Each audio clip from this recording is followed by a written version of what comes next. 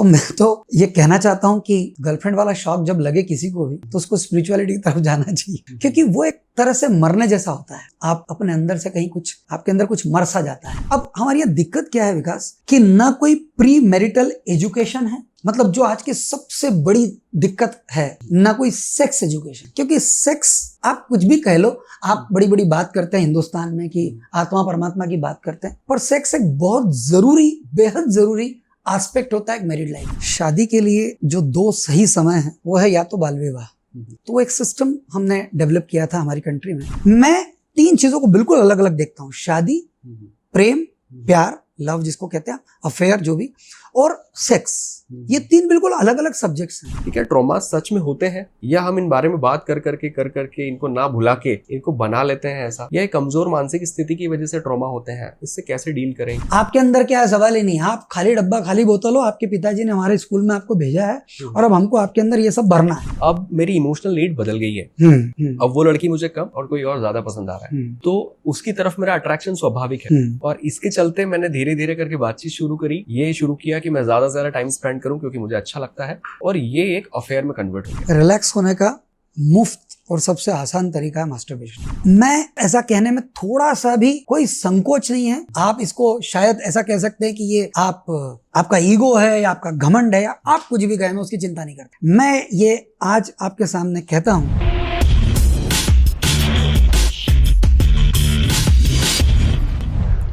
Well folks, you're watching Couple Dynamics and this is Vikas Chaudhary here for you. You know what, आज channel पर हम एक नई चीज़ करने वाले हैं और उसको लेकर 2 खास बातें हैं। पहली कि पहली बार कपल डायनेमिक्स पर हम कोई पॉडकास्ट शूट करके डाल रहे हैं, और दूसरी कि जो इस पॉडकास्ट के गेस्ट हैं वो हमारे लिए बहुत खास व्यक्ति हैं। वो उन्होंने मुझे पढ़ाया भी है, वो हमारे टीचर भी हैं, मेंटोर भी रहे हैं, और मैंने लाइफ मैनेजमेंट को लेकर उनसे कई सारे एस्पेक्ट्स सीखे हैं। मैं उनको कॉन्टिन्यूसली ऑब्जर्व करते रहता हूँ और ज़िंदगी के कई सारे पहलू पर मैंने उनसे बातें करते हुए या कई सारी चीज़ों को बताते हुए सुना है और अपनी ज़िंदगी में उसे अपनाया भी है। तो जो बेस्ट पार्ट है वो ये है कि आज वो हमारे साथ है। तो सबसे पहले तो thank you so much Swami ji, आपने पहली बार में हाँ किया और आपका टाइम हमको मिला। मैं जानता हूँ कि लाइफ मैनेजमेंट पर आपसे बढ़िया फैकल्टी मैंने आज तक नहीं देखी, और क्योंकि मैंने पर्सनली आपको एक्सपीरियंस भी किया है और कई सारे एस्पेक्ट्स पर लाइफ के आप बात करते हैं। तो आज पर्टिकुलरली हम लोग रिलेशनशिप के एंगल्स पर बात करेंगे, क्योंकि मैं लगातार कई सालों से इस पर रिसर्च कर रहा हूँ। मैंने महसूस किया है कि रिलेशनशिप को लेकर कई सारी चीज़ें हैं जो आज के परिवेश में थोड़ी सी बदल रही है। टाइम के हिसाब से चीज़ें चेंज हो रही है, ये एक ट्रांजिशन का टाइम है। मुझे लगता है कि एक इमोशनल एंगल या एक स्पिरिचुअल एंगल भी रिलेशनशिप में होता है, बट उसको लेकर ज़्यादा बातें मैंने भी कभी की नहीं, या मुझे कोई एक्सपर्ट ऐसा मिला नहीं जिनसे मैं ज़्यादा बात कर सकूँ। पर आज मौका मिला है कि आपसे इन सब चीज़ों के बारे में जानें। बट इससे पहले मैं चाहूँगा कि थोड़ा सा टाइम लाइन आपके पूरे लाइफ का जो रहा, शुरुआत से आज तक की आपकी जो जर्नी रही, कैसे कैसे क्या क्या हुआ, आपने ज़िंदगी में जो बड़े बड़े डिसीजन लिए वो कब कब क्या लिए, कैसे हुए, वो थोड़ा सा हमारे व्यूवर्स को पता लगे, ताकि आपके बारे में थोड़ी सी और जानकारी वो भी जुटा सकें और उसके बाद हम इस बातचीत को और आगे बढ़ाएं। बहुत थोड़े मैं बात करूँगा। स्पिरिचुअल एनवायरनमेंट घर पर था और मदर फादर हमारे इंक्लाइंड थे स्पिरिचुअलिटी की तरफ। मेरे जो जीवन का ताना बाना बना है वो मैंने अपने माता पिता को देख करके सीखा। तो मैंने देखा कि वो हमेशा मेडिटेशन कर रहे हैं, या वो कोई हमारे यहाँ कोई स्पिरिचुअल मास्टर्स आते हैं तो वो उनको बहुत अच्छे से होस्ट करते हैं और ये सब। फिर हमारे यहाँ चूँकि मदर फादर का इंक्लिनेशन ओशो की तरफ हुआ और वो वहाँ जाने लगे, तो मेरी 8 साल की उम्र थी और मेरा सौभाग्य है कि मुझे भी वो साथ में ले गए पूना आश्रम, और मुझे एंट्री भी मिल गई। बड़ी मशक्क़त लगी उसमें, क्योंकि वो तब ओशो का तभी काम इंटरनेशनल था। 10,000 लोग एक साथ बैठ करके उनको सुनते थे टिकट दे करके। ये 78 की बात है। तो पर मुझे वो एंट्री मिली और मैंने बैठ करके उनको सुना भी और उनको देखा भी, और फिर मुझे ऐसा लगा कि मुझे भी संन्यास्त होना चाहिए, मुझे भी इस तरह से जीना चाहिए जैसे ये लोग यहाँ जीते हैं। ये मेडिटेशन करते हैं, हंसते हैं, गाते हैं। वहाँ कभी किसी के चेहरे पर मैंने तनाव नहीं देखा, खूब मज़ा मस्ती देखी। मैंने कहा मुझे इसका एक हिस्सा बनना है। मैंने वहाँ बात की, उन्होंने मेरा कुछ इंटरव्यू लिया, मुझे समझा और मुझे संन्यास दीक्षा मिली, और ओशो ने मुझे नाम दिया स्वामी ध्यान आलोक। तो फिर जैसे कि हम स्कूल में स्कूलिंग होती है और एजुकेशन में ये सब होता रहा। और उसके बाद फिर बहुत जल्दी मेरे ज़िंदगी में कुछ इस तरह की चीज़ें हुई कि मैं 11th क्लास में था और भाई साहब का इंटरव्यू देने गए, तो मैं भी उनके साथ ऐसे ही चला गया वो होटल देखने के लिए। और फिर वहाँ मेरे सामने फॉर्म रख दिया गया, मैंने फॉर्म भर दिया। मेरे भाई साहब ने कहा सीखो फॉर्म कैसे भरते हैं। और हुआ यूँ कि वो जॉब उनको नहीं लगी, मुझे लग गई, मुझे वो जॉब मिल गई। तो बहुत जल्दी प्रोफेशनल एक्सपोजर मुझे मिला। शायद उन लोगों को ख्याल में नहीं था कि मैं 11th में हूँ, क्योंकि वहाँ पर अप्लाई करने के लिए मिनिमम क्वालिफिकेशन ग्रेजुएशन थी। न जाने क्या गलतफहमी हुई और मुझे वो जॉब मिली। और साथ ही साथ किसी ने मुझे राय दी कि पढ़ाई लिखाई जारी रखो, तो मैं पढ़ाई लिखाई भी जारी रखा, वो भी करता रहा। उस दौरान गर्लफ्रेंड्स भी बनी, क्योंकि वो टाइम था और वो रही, मुझे लगता है वो सही टाइम होता है। तो मेरे लिए वो टाइम बड़ा मज़ेदार था कि उस समय मेडिटेशन भी कर रहा था मैं, ध्यान शिविरों में भी जाता था, 10 दिन का मौन शिविर, 21 दिन का मौन शिविर, गर्लफ्रेंड भी साथ में है। फिर मैं अपना काम भी कर रहा था, तो मेरे पास पैसा भी आने लगा, मैं पढ़ भी रहा था। मुझे ऐसा लगता है कि वो एक प्राइम ऑफ लाइफ होता है, टाइम जो होता है, उस समय सब कुछ करने की बात होती है और हम बच्चों को सिर्फ पढ़ाई में लगा के रखते हैं। तो मैं by the grace of God, by the grace of master, ये सब चीज़ें मेरे साथ एक साथ हो रही थी। इस दौरान ये हुआ कि मेरी बहन की मृत्यु हो गई अचानक। She was having TB and all.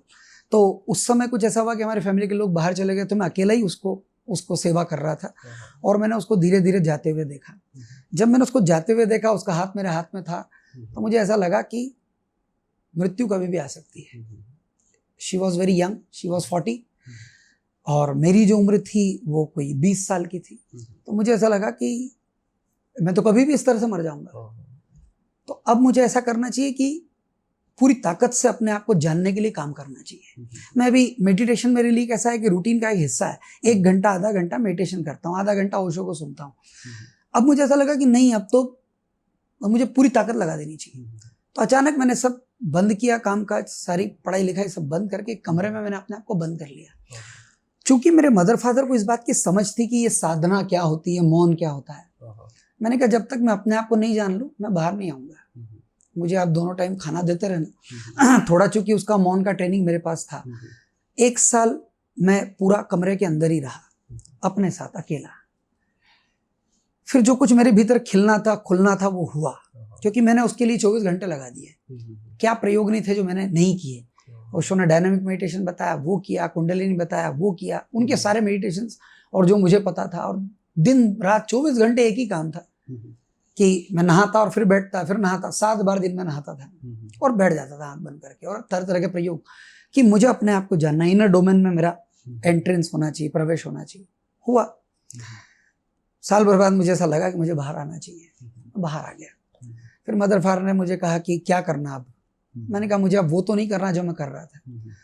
फिर एक सन्यासी हमारे घर में मेहमान थे, उन्होंने मुझसे कहा कि तुम्हारी जो स्थिति है तुम्हें हिमालय चले जाना चाहिए। तो मैं हिमालय चला गया। कहानी बड़ी लंबी है पर मैं बहुत शॉर्ट में बता रहा हूँ आपको। और फिर हिमालय में मुझे नहीं मालूम था मैं कहाँ जा रहा हूँ। बैठ गया मैं ट्रेन में, ऋषिकेश चला गया, हरिद्वार गया, फिर हरिद्वार से ऋषिकेश गया और घूमता रहा। मेरे पास कोई जेब में 300 रुपये थे जो मदर फादर ने मुझे दिए थे, पर वो उनकी असीम अनुकंपा और कृपा थी माता पिता की कि उन्होंने मुझे वो 1 साल मौन में भी रहने दिया। लोगों ने कहा ये पागल हो गया है, लोगों ने कहा इसका इलाज कराओ, ये मेंटली कुछ गड़बड़ हो गया, कोई अपने आप को कमरे बंद कैसे कर सकता है। पर चूंकि वो उनका बैकग्राउंड स्पिरिचुअल था तो उन्होंने कहा नहीं नहीं, हमको पता है वो क्या कर रहा है, वो सही जगह जा रहा है, वो सही खोज में है, वो अपनी खोज में है। मुझे हिमालय के लिए भी परमिशन दे दी उन्होंने, हिमालय चला गया। तो वो बस वो 300 रुपये थे मेरे पास और उसको लेकर के मैं गया। मैं फिर वहाँ घूमा फिरा, यहाँ वहाँ बहुत सारे आश्रमों में रहा। पर एक मज़ेदार बात ये थी कि मैं पत्र लिखता था मदर फादर को और उनके भी जवाब मुझे आते थे। तो मैंने उनसे कहा कि घबराने की बात नहीं, एजुकेशन जारी रखूँगा। तो मैं हर जनवरी में यहाँ आ जाता था इंदौर और रेगुलर गुजराती कॉलेज से मैंने पीजी मतलब फर्स्ट ईयर से एमकॉम फाइनल ईयर तक पढ़ाई भी की। तो मैं हर बार उन 2 महीनों में आता था, तैयारी करता था, परीक्षा देता था और फिर चला जाता था। वहाँ मुझे एक मिस्टेक मिले तो मुझे ऐसा लगा कि हाँ, क्योंकि मैंने ओशो को बहुत जिया था और देखा था तो मुझे पता था कि वो कौन सी बात होती है आँख में, वैसी आँखें मुझे वहाँ एक और व्यक्ति मिल गए। तो मुझे एक शिकायत भी थी ओशो से कि ओशो ने कभी मुझे गोद में बिठाकर बात नहीं की। उनके यहाँ बड़े रिस्ट्रिक्शंस थे, हम बड़े दूरी पर होते थे। वो जो व्यक्ति मुझे मिले दीनबंधु जी महाराज, तो वो 30 साल से जंगल में ही थे। तो मैंने उनके साथ, मुझे ये मजा मिला कि वो मेरे पीठ पे हाथ रख कर बैठते, गले में हाथ डाल के बात कर लेते और हम खूब बात करते, और मेरे अंदर के जितने भी प्रश्न और थे वो सब उन्होंने हल किए। पर उन्होंने एक अजीब सी बात कही कि तुम्हारी ये यात्रा जो है, हिमालय यात्रा, ये ठीक नहीं है, तुम्हें लौट जाना चाहिए। तुम्हें अपने जब तक माता पिता जिंदा हैं तब तक कोई भी व्यक्ति की कोई भी यात्रा सफल नहीं हो सकती। माता पिता की सेवा, उन्होंने एक मुझे अलग तरह का सीक्वेंस बताया कि माता पिता, फिर गुरु और फिर परमात्मा। तो परमात्मा जैसी कोई चीज तुम्हें मिल ही नहीं सकती क्योंकि तुम फर्स्ट स्टेप पे चूक गए। और वो माता पिता जिन्होंने तुमको दूसरा जन्म दिया, एक बायोलॉजिकल जन्म हुआ और एक स्पिरिचुअल जन्म भी उन्होंने दिया, तो वो तो तुम्हारे लिए बहुत जरूरी है कि तुम उनकी देखभाल करो। मैंने कहा मेरे 3 बड़े भाई हैं, और उन्होंने कहा कि ये कह के तुम बच नहीं सकते, तुम्हारा काम तुमको करना होगा। तो उन्होंने मुझसे प्रॉमिस ले लिया, मुझे वापस भेज दिया। मैं इधर आ गया वापस घर आया तो मैं कुछ अलग था। पहले मैं टाई वाई लगा करके मार्केटिंग करता था, अब मेरी दाढ़ी बढ़ गई, बाल बढ़ गए, मैं भगवा चादर पहन करके घर आया। मेरी माँ ने मेरे से कहा कि ये बाबा जी बन करके घर में नहीं रहा जा सकता, घर में भाई हैं, भाभियाँ हैं। तो उन्होंने कहा कि तुम्हें कुछ काम करना पड़ेगा। अब मैंने सोचा मैं क्या काम करूं। मुझे याद आया कि वो मेरे गुरु ने मुझे कहा था कि जब कुछ समझ नहीं आया तो अपने अंदर ही पूछो। तो मैं हाथ बंद करके रोज अपने अंदर पूछता था कि अब मुझे क्या करना है, क्योंकि मुझे मार्केटिंग तो नहीं करना है, मुझे वो सब नहीं करना है जो मैं पहले करता रहा। मेरे अंदर से आवाज आई, पढ़ाओ। मैंने कहा कैसे पढ़ाओ, क्योंकि मैं खुद ही पढ़ने में ठीक नहीं था। स्कूल से निकाला गया, कॉलेज से निकाला गया, टीचर्स मुझे बहुत बुरे लगते थे। तो पर मुझे ऐसा फिर लगा पढ़ाओ। तो मैंने कुछ बच्चे हमारे घर में भाभी से ट्यूशन पढ़ने आते थे, उनको बिठा करके अंग्रेजी पढ़ाना शुरू किया। मुझे पता नहीं चला 2, 4, 6 महीने में वो नंबर बढ़ने लगा। वो बच्चों की माँ है, उनके पापा, उनके भाई, वो भी आने लगे। तो मुझे समझ में आ गया कि ये राइट है और मैं इससे थकता भी नहीं हूँ, मुझे इसमें मजा आ रहा है। जर्नी फिर वैसी शुरू हुई, फिर ये जीनियस टेम्पल स्टार्ट हुआ और फिर हमने स्कूल स्टार्ट की और बहुत सारी चीज़ें की। तो ये इन शॉर्ट मैंने अपनी पूरी जर्नी आपको बताई। 5 साल मेरे हिमालय में बीते, वो एक पूरी लंबी कहानी है। उसमें एक से एक मिस्टिक्स से मैं मिला, क्योंकि मैं मंदिरों को नहीं ढूंढता था। मैं केदारनाथ, बद्रीनाथ गया तो मैं मंदिर के अंदर गया ही नहीं, मैं पहाड़ों में ढूंढता था कि यहाँ कोई मिस्टिक है क्या, क्योंकि मैं एक मिस्टिक को जानता था, देख के आया था। मेरी यात्रा जो है वो 91 के बाद शुरू हुई और 90 में ओशो ने शरीर छोड़ दिया था। तो मुझे तो ओशो ही चाहिए थे फिर से, ऐसी कोई जिद्द थी मेरे अंदर। तो मैं उन्हीं को ढूंढ रहा था कि वैसा कोई व्यक्ति मुझे मिल जाए। मुझे वो मिलने में 3 साल लगे, पर मुझे मिल गए वो व्यक्ति जो मुझे चाहिए थे। तो 2 बरस उनके साथ बीते मेरे, बहुत सुंदर। और तो बहुत सारी कहानियां हुई उस दौरान, बहुत लोगों से मिला, बहुत सारी टॉक्स हुई, बहुत सारी बातचीत हुआ, बहुत सारी तांत्रिक विधियां सीखने को मिली, बहुत सारी जैन विधियां सीखने को मिली, बहुत सारा हिंदुइज्म का कल्चर देखने को सीखने को मिला। क्योंकि उनके जो हिंदुओं के आश्रम हैं, ये लोग हिंदू करते, हिंदुओं के बारे में आम लोगों को कुछ भी पता नहीं है, वो कल्चर क्या है, वो आश्रम, उनका सिस्टम क्या है। तो हम उस आदमी को हिंदू मानते ही नहीं है जिसको उपनिषद का पता नहीं है, जिसको वेदों का पता नहीं है। तो ये सब वहाँ सीखने देखने को मिला। तो मजेदार सी जर्नी रही। तो ऐसा सब मिला करके अब मैं आपके सामने हूँ।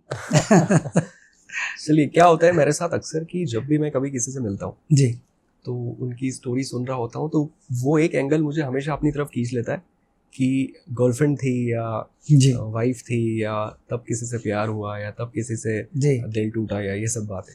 तो वो गर्लफ्रेंड वाला मामला, उसका क्या हुआ फिर? हाँ, उसका ऐसा हुआ कि वो बड़ा मतलब जल्दी हुआ। अब आज मैं कहता हूँ कि वो सही समय पे हुआ, पर उस समय लोगों के लिए, और आज भी लोगों को लगेगा कि वो जल्दी हुआ। She was 15, I was 17। और मैंने चूंकि कहा मुझे जॉब लग गई थी 11th क्लास में ही, तो वह मैं डेमोन्स्ट्रेशंस के लिए जाता था। तो डेमोन्स्ट्रेशन के लिए एक जगह गया तो मिली मुझे, और हमको थोड़ी देर बातचीत हुई, हमारी दोस्ती हो गई। तो मैंने उससे कहा कि तुम इतना अच्छा बोलती हो तो why don't you join our company. तो मुझे एक असिस्टेंट की ज़रूरत भी थी वहाँ। वो कंपनी में काम कुछ ऐसा था कि हम कुछ बना करके लोगों को खिलाते थे। हम इन्फॉर्मेटिक क्यूजिनेट करके एक कुकर बेचते थे, वो उस समय 3000 का होता था, आज से 25-30 साल पहले, तो ज़्यादा ही बल्कि। तो वो लड़की ने कहा, वो चूंकि बहुत स्मार्ट थी बातचीत में, कम्युनिकेशन में, मैंने अपने बॉस से उनको मिलवाया।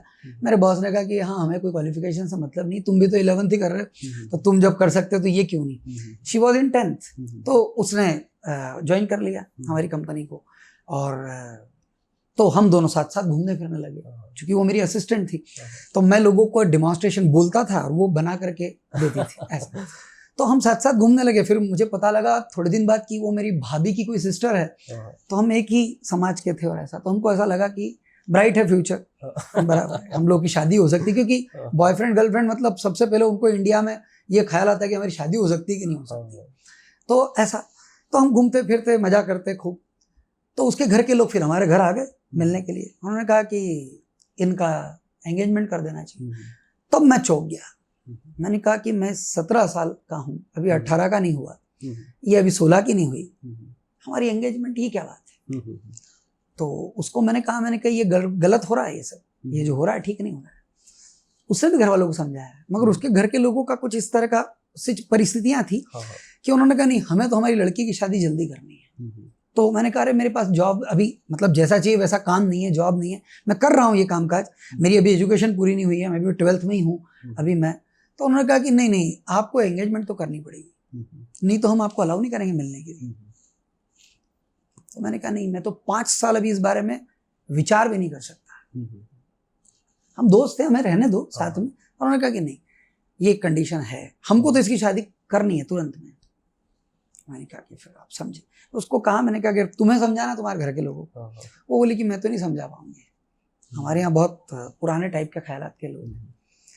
मैंने कहा ठीक बात है। तो आपने अच्छा सवाल पूछा, क्योंकि 2 शौक मुझे लगे थे उस समय, एक बहन के जाने का और एक गर्लफ्रेंड के जाने का। तो उसकी शादी उन्होंने ठहरा दी कहीं। और फिर हिंदी फिल्म हम जरूर देखते थे, पर उस टाइप का होता नहीं है कि हम जाकर के वहाँ लड़ाई करेंगे और झगड़ा करेंगे। और ये चूंकि मुझे पता लगा कि वो भी तैयार है उसके घर वालों के साथ, वो जो भी मजबूरियां थी व्हाटएवर, तो मैं भी फिर मैंने अपने आप को समझाया कि ठीक बात है, शादी तो मैं अभी नहीं कर सकता, या एंगेजमेंट जैसी कोई चीज़ अभी नहीं कर सकता। उन्होंने कहा एंगेजमेंट ही कर लो, शादी 3 साल 2 साल बाद करना। मैंने कहा नहीं, this is not the proper age to engage someone. उसकी भी नहीं है, उसकी तो बिल्कुल ही नहीं है, और मेरी भी नहीं है। मेरे दोस्तों ने, घर वालों ने भी कहा कि वो बहुत रिच लोग हैं और तुम्हारा करियर यूं ही बन जाएगा, और बहुत सारी चीज़ें थी, पर आई वॉज नॉट एग्रीड। इस सब में उसकी शादी तय हो गई। तो मुझे एक खबर आ गई कि उसकी शादी तय हो गई, और मुझे दूसरी खबर आई कि बहन लास्ट स्टेज में है और कोई है नहीं, जीजा जी मुझे लेकर गए कि अब तुम्हें ही देखना है, मेरी जॉब है। तो मैं दिन भर उसके पास बैठा रहता था, उसको ब्लड चढ़ता रहता था, वो परेशान थी, उसको बाथरूम टॉयलेट ले जाना उसको, तो उसके साथ पूरा समय मैं साथ में था। वो भी ओशो की सन्यासी थी, तो हम बैठ करके सत्संग बात करते थे। तो कहती थी कि इस चमड़ी को तुम जो सूख रही है तेल लगाओ, पर थोड़े दिन में जलने वाली है। इस तरह की बात वो मेरे से कर लेती थी। हम दोनों बैठकर, मुझे भी दिख रहा था कि अब इसको बचाया नहीं जा सकता, तो मैं उसको पल पल जाते हुए देख रहा था। हम बीच बीच में से दोनों भाई बहन ओशो का प्रवचन सुनते, और मैं उसको कहता, तुम ठीक यात्रा पे जा रही हो, अब तुम अपने आप को ध्यान से जोड़ो, अपने भीतर जोड़ो। ये हमको बहुत क्लियर था कि वो जा रही है। और इसी तरह एक दिन शाम को उसका हाथ मेरे हाथ में था, और वो धीरे धीरे करके मैंने उसको जाते हुए देखा, ऐसे कि वो डूबती जा रही चली गई। तो एक शौक गर्लफ्रेंड वाला और दूसरा शौक, तो मैं तो ये कहना चाहता हूँ कि गर्लफ्रेंड वाला शौक जब लगे किसी को भी, तो उसको स्पिरिचुअलिटी की तरफ जाना चाहिए, क्योंकि वो एक तरह से मरने जैसा होता है। आप अपने अंदर से कहीं कुछ, आपके अंदर कुछ मर सा जाता है ऐसा। ऑल्दो वो लव अफेयर हमारा बहुत लंबा नहीं था, 1.5-2 साल का था, पर गहराई बड़ी थी। हम बहुत साथ में रहे सुबह शाम, और फिजिकल हमको समझता नहीं था उस समय, तो वैसी कोई इंटीमेसी वाली बात नहीं थी। हाँ, थोड़ा बहुत जो होता है जनरल, तो बस ऐसी कहानी थी। तो ये आपने अच्छा सवाल पूछ लिया है, मुझे दूसरे शौक भी आपको बताना पड़ा कि ये हुआ। ये दिस वाज द केस। इसमें फिर कभी आपके फैमिली ने कहा, जब वो 2, 3, 4, 5 साल बाद, या जब आप 25 हुए कि भी शादी करनी है, या मेरे लिए आपने, हाँ आपके लिए, कि आपने डिसीजन लिया हो कि मुझे शादी तो नहीं करनी है, क्योंकि वो टाइम लोगों को आज भी मनाना टफ है जी। तो उस टाइम में पेरेंट्स को कन्विंस करना, या उन्होंने कैसे, मतलब इस चीज़ को, उनके लिए तो ये बड़ा आश्चर्य की बात रही होगी कि बिना शादी के कैसे। बिल्कुल ठीक बात है। बेसिकली 2 चीज़ें थी, 2 फैक्टर्स। एक तो वो खुद भी साधक रहे, वो ध्यान मेडिटेशन करते थे। दूसरा, ओशो का सानिध्य था। ओशो तब भी हमको लगता था कि 200-400 साल आगे की बात कह रहे हैं, वो बहुत मॉडर्न से भी मॉडर्न थे। तो वो तभी ये बता रहे थे हमको कि भाई शादी कोई ऐसा जरूरी हिस्सा नहीं है जिंदगी का, वो तुमको समझ के करना है, क्योंकि उसका एग्जिट नहीं है। हिंदुस्तान में शादी का एग्जिट नहीं है, विदेशों में है, हिंदुस्तान में तो नहीं है। आप डिवोर्स करते हैं, पर डिवोर्स के बाद भी वो एक दूसरे के बारे में सोचते रहते और उनको एक दूसरे की खबरें मिलती रहती है, वो डिस्कनेक्ट नहीं हो पाते। हमारे यहाँ कनेक्शन इतना मजबूत करते हैं वो 7 फेरे वाला कि वो डिस्कनेक्ट होना, वो हमारे यहाँ कोई फिर 7 फेरे वापस बैक नहीं होते, तो वो डिस्कनेक्ट होता नहीं मामला। तो ऐसी बहुत सारी चीजें मुझे क्लियर थी। शादी से कोई मेरी तब भी कोई विरोध नहीं था और आज भी विरोध नहीं है। एक वो अच्छा सिलसिला है, मगर मुझे ऐसा लगा कि मुझे ऐसी ज़रूरत महसूस नहीं हुई। माँ ने कभी मुझे पूछा ही नहीं, बोला ही नहीं, पापा ने कभी मुझे बोला नहीं। मेरे भाई लोगों ने मुझे ज़रूर एक बार पूछा कि तुम्हें अगर अकेला लगता हो तो, मैंने कहा नहीं, मुझे तो बहुत ही मज़ा आ रही है और मैं बहुत भरा भरा महसूस कर रहा हूँ अपने भीतर, और मुझे लगेगा तो मैं फिर गर्लफ्रेंड बना लूँगा। और उसके बाद भी फिर गर्लफ्रेंड्स बनी, ऐसा नहीं, हाँ क्यों नहीं, उसके बाद भी मेरे संपर्क में लोग आए। तो एक फीमेल फ्रेंड को हम गर्लफ्रेंड बोलते हैं, कहना चाहिए। तो ऐसे दोस्त बने, आपसे दोस्ती है, ऐसे कोई एक लड़की है उससे भी दोस्ती है। लड़कियों के साथ ये आसानी होती है कि हम शेयरिंग हमारी आसान होती है शायद, तो वैसा चलता रहा। एक चीज जो मैं बड़ा देख रहा हूँ आजकल जी, वो ये कि अभी का जो यूथ है बहुत आसानी से ऐसा कह देता है कि यार मैं शादी वादी नहीं करूंगा, या लोगों के एक आध ब्रेकअप हो गए या रिलेशनशिप में डिस्टर्बेंस हो गया। इनफैक्ट मेरे ऐसे भी क्लाइंट्स रहे हैं जिनके डिवोर्स हो गए। अब अगर उनसे पूछते हैं कि अब आगे का क्या प्लान है, तो उनका ऐसा कि सर शादी तो नहीं करेंगे। यूथ जो है जिसने शादी कभी एक्सपीरियंस भी नहीं करी, वो भी सोचता है कि अब शादी नहीं करना है। तो इस पे मुझे आपसे थोड़ा जानना था कि भाई शादी नहीं करना है, क्योंकि मैंने आजकल यूथ को देखा है कि वो आज और कल में ही जी रहा है, बस वो बहुत आगे को लेकर नहीं सोच पाता। और हमने ऐसे बहुत ज्यादा उदाहरण देखे भी नहीं है कि लोग अगर शादी ना करें तो उनकी जिंदगी कैसे रहती होगी। तो ऐसे में शादी नहीं करने का आइडिया कितना सही है आज के सिनेरियो में, या फिर यूं कह दें कि ये आज ही अच्छा लग रहा है, या 10-15 साल बाद या 20 साल बाद ये समस्याएं खड़ी कर सकता है, या लोगों की जिंदगी में चॉइसेस खत्म कर सकता है कि जब जाकर उनको रियलाइज हो कि मैं शादी कर लूं और उनके पास वो अच्छे विकल्प ही ना रहे। तो शादी करना नहीं करने का क्या दायरा होना चाहिए, मतलब कौन है जो शादी ना करे, या वो किन एंगल्स पे फुलफिल है लाइफ में कि उसको लग रहा है कि अब मैं शादी नहीं करूंगा तो भी मैं हैप्पीली अपनी लाइफ को जी लूंगा। क्योंकि मैं समझता हूँ कि शादी सिर्फ मतलब एक कंपेनियन भी होता है, एक व्यक्ति के साथ में होने से बहुत सारी अच्छाइयाँ भी रहती है, बहुत सारे फायदे होते हैं, बहुत सारे कामों में मदद होती है। तो शादी सिर्फ ये नहीं है कि मैं ऐसे झेल पाऊंगा कि नहीं झेल पाऊंगा। शादी का मतलब ये भी होता है कि बहुत सारे काम जो आपसे खुद के ही नहीं होंगे वो भी शायद उसके होने से हो जाएंगे। तो बेसिकली क्या आपको लगता है, मतलब इस पर क्या आप कहेंगे कि लोग शादी नहीं करना चाहते हैं या शादी नहीं करने का उनका डिसीजन रहता है, तो वो कितना सही डिसीजन है? सबसे पहले तो हमको दूसरे के प्रभाव से बाहर आना चाहिए। मतलब हमारा जो माइंडसेट है वो बनता कैसे है। तो जैसे अब मैं और आप बात कर रहे हैं, अब मान लीजिए ये वीडियो कोई देख रहा है, तो इससे उसका माइंडसेट बनता है। फिर क्या करता है, वो दूसरा वीडियो देखता है तो उसमें वो कोई और बात कही जा रही है, फिर वो तीसरा वीडियो देखता है तो उसमें कुछ और बात कही जा रही है, फिर वो दोस्तों से बात करता है, उनसे बात करता है जिनको कोई एक्सपीरियंस नहीं है जिंदगी का। सिर्फ इतना है कि वो अच्छा बोल लेते हैं, डोमिनेटिंग पर्सनालिटी के लोग हैं, वो उसको अपनी राय दे देते हैं। तो ये सबसे बड़ा प्रॉब्लम है आज की तारीख में कि हमारा माइंडसेट हमसे नहीं बनता।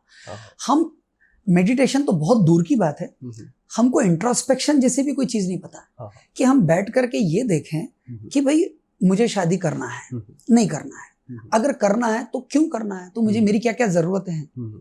तो मेरी एक जरूरत है कि मेरी फिजिकल नीड है, तो फिजिकल नीड है तो मेरी फिजिकल नीड तो बगैर शादी के भी पूरी हो सकती है।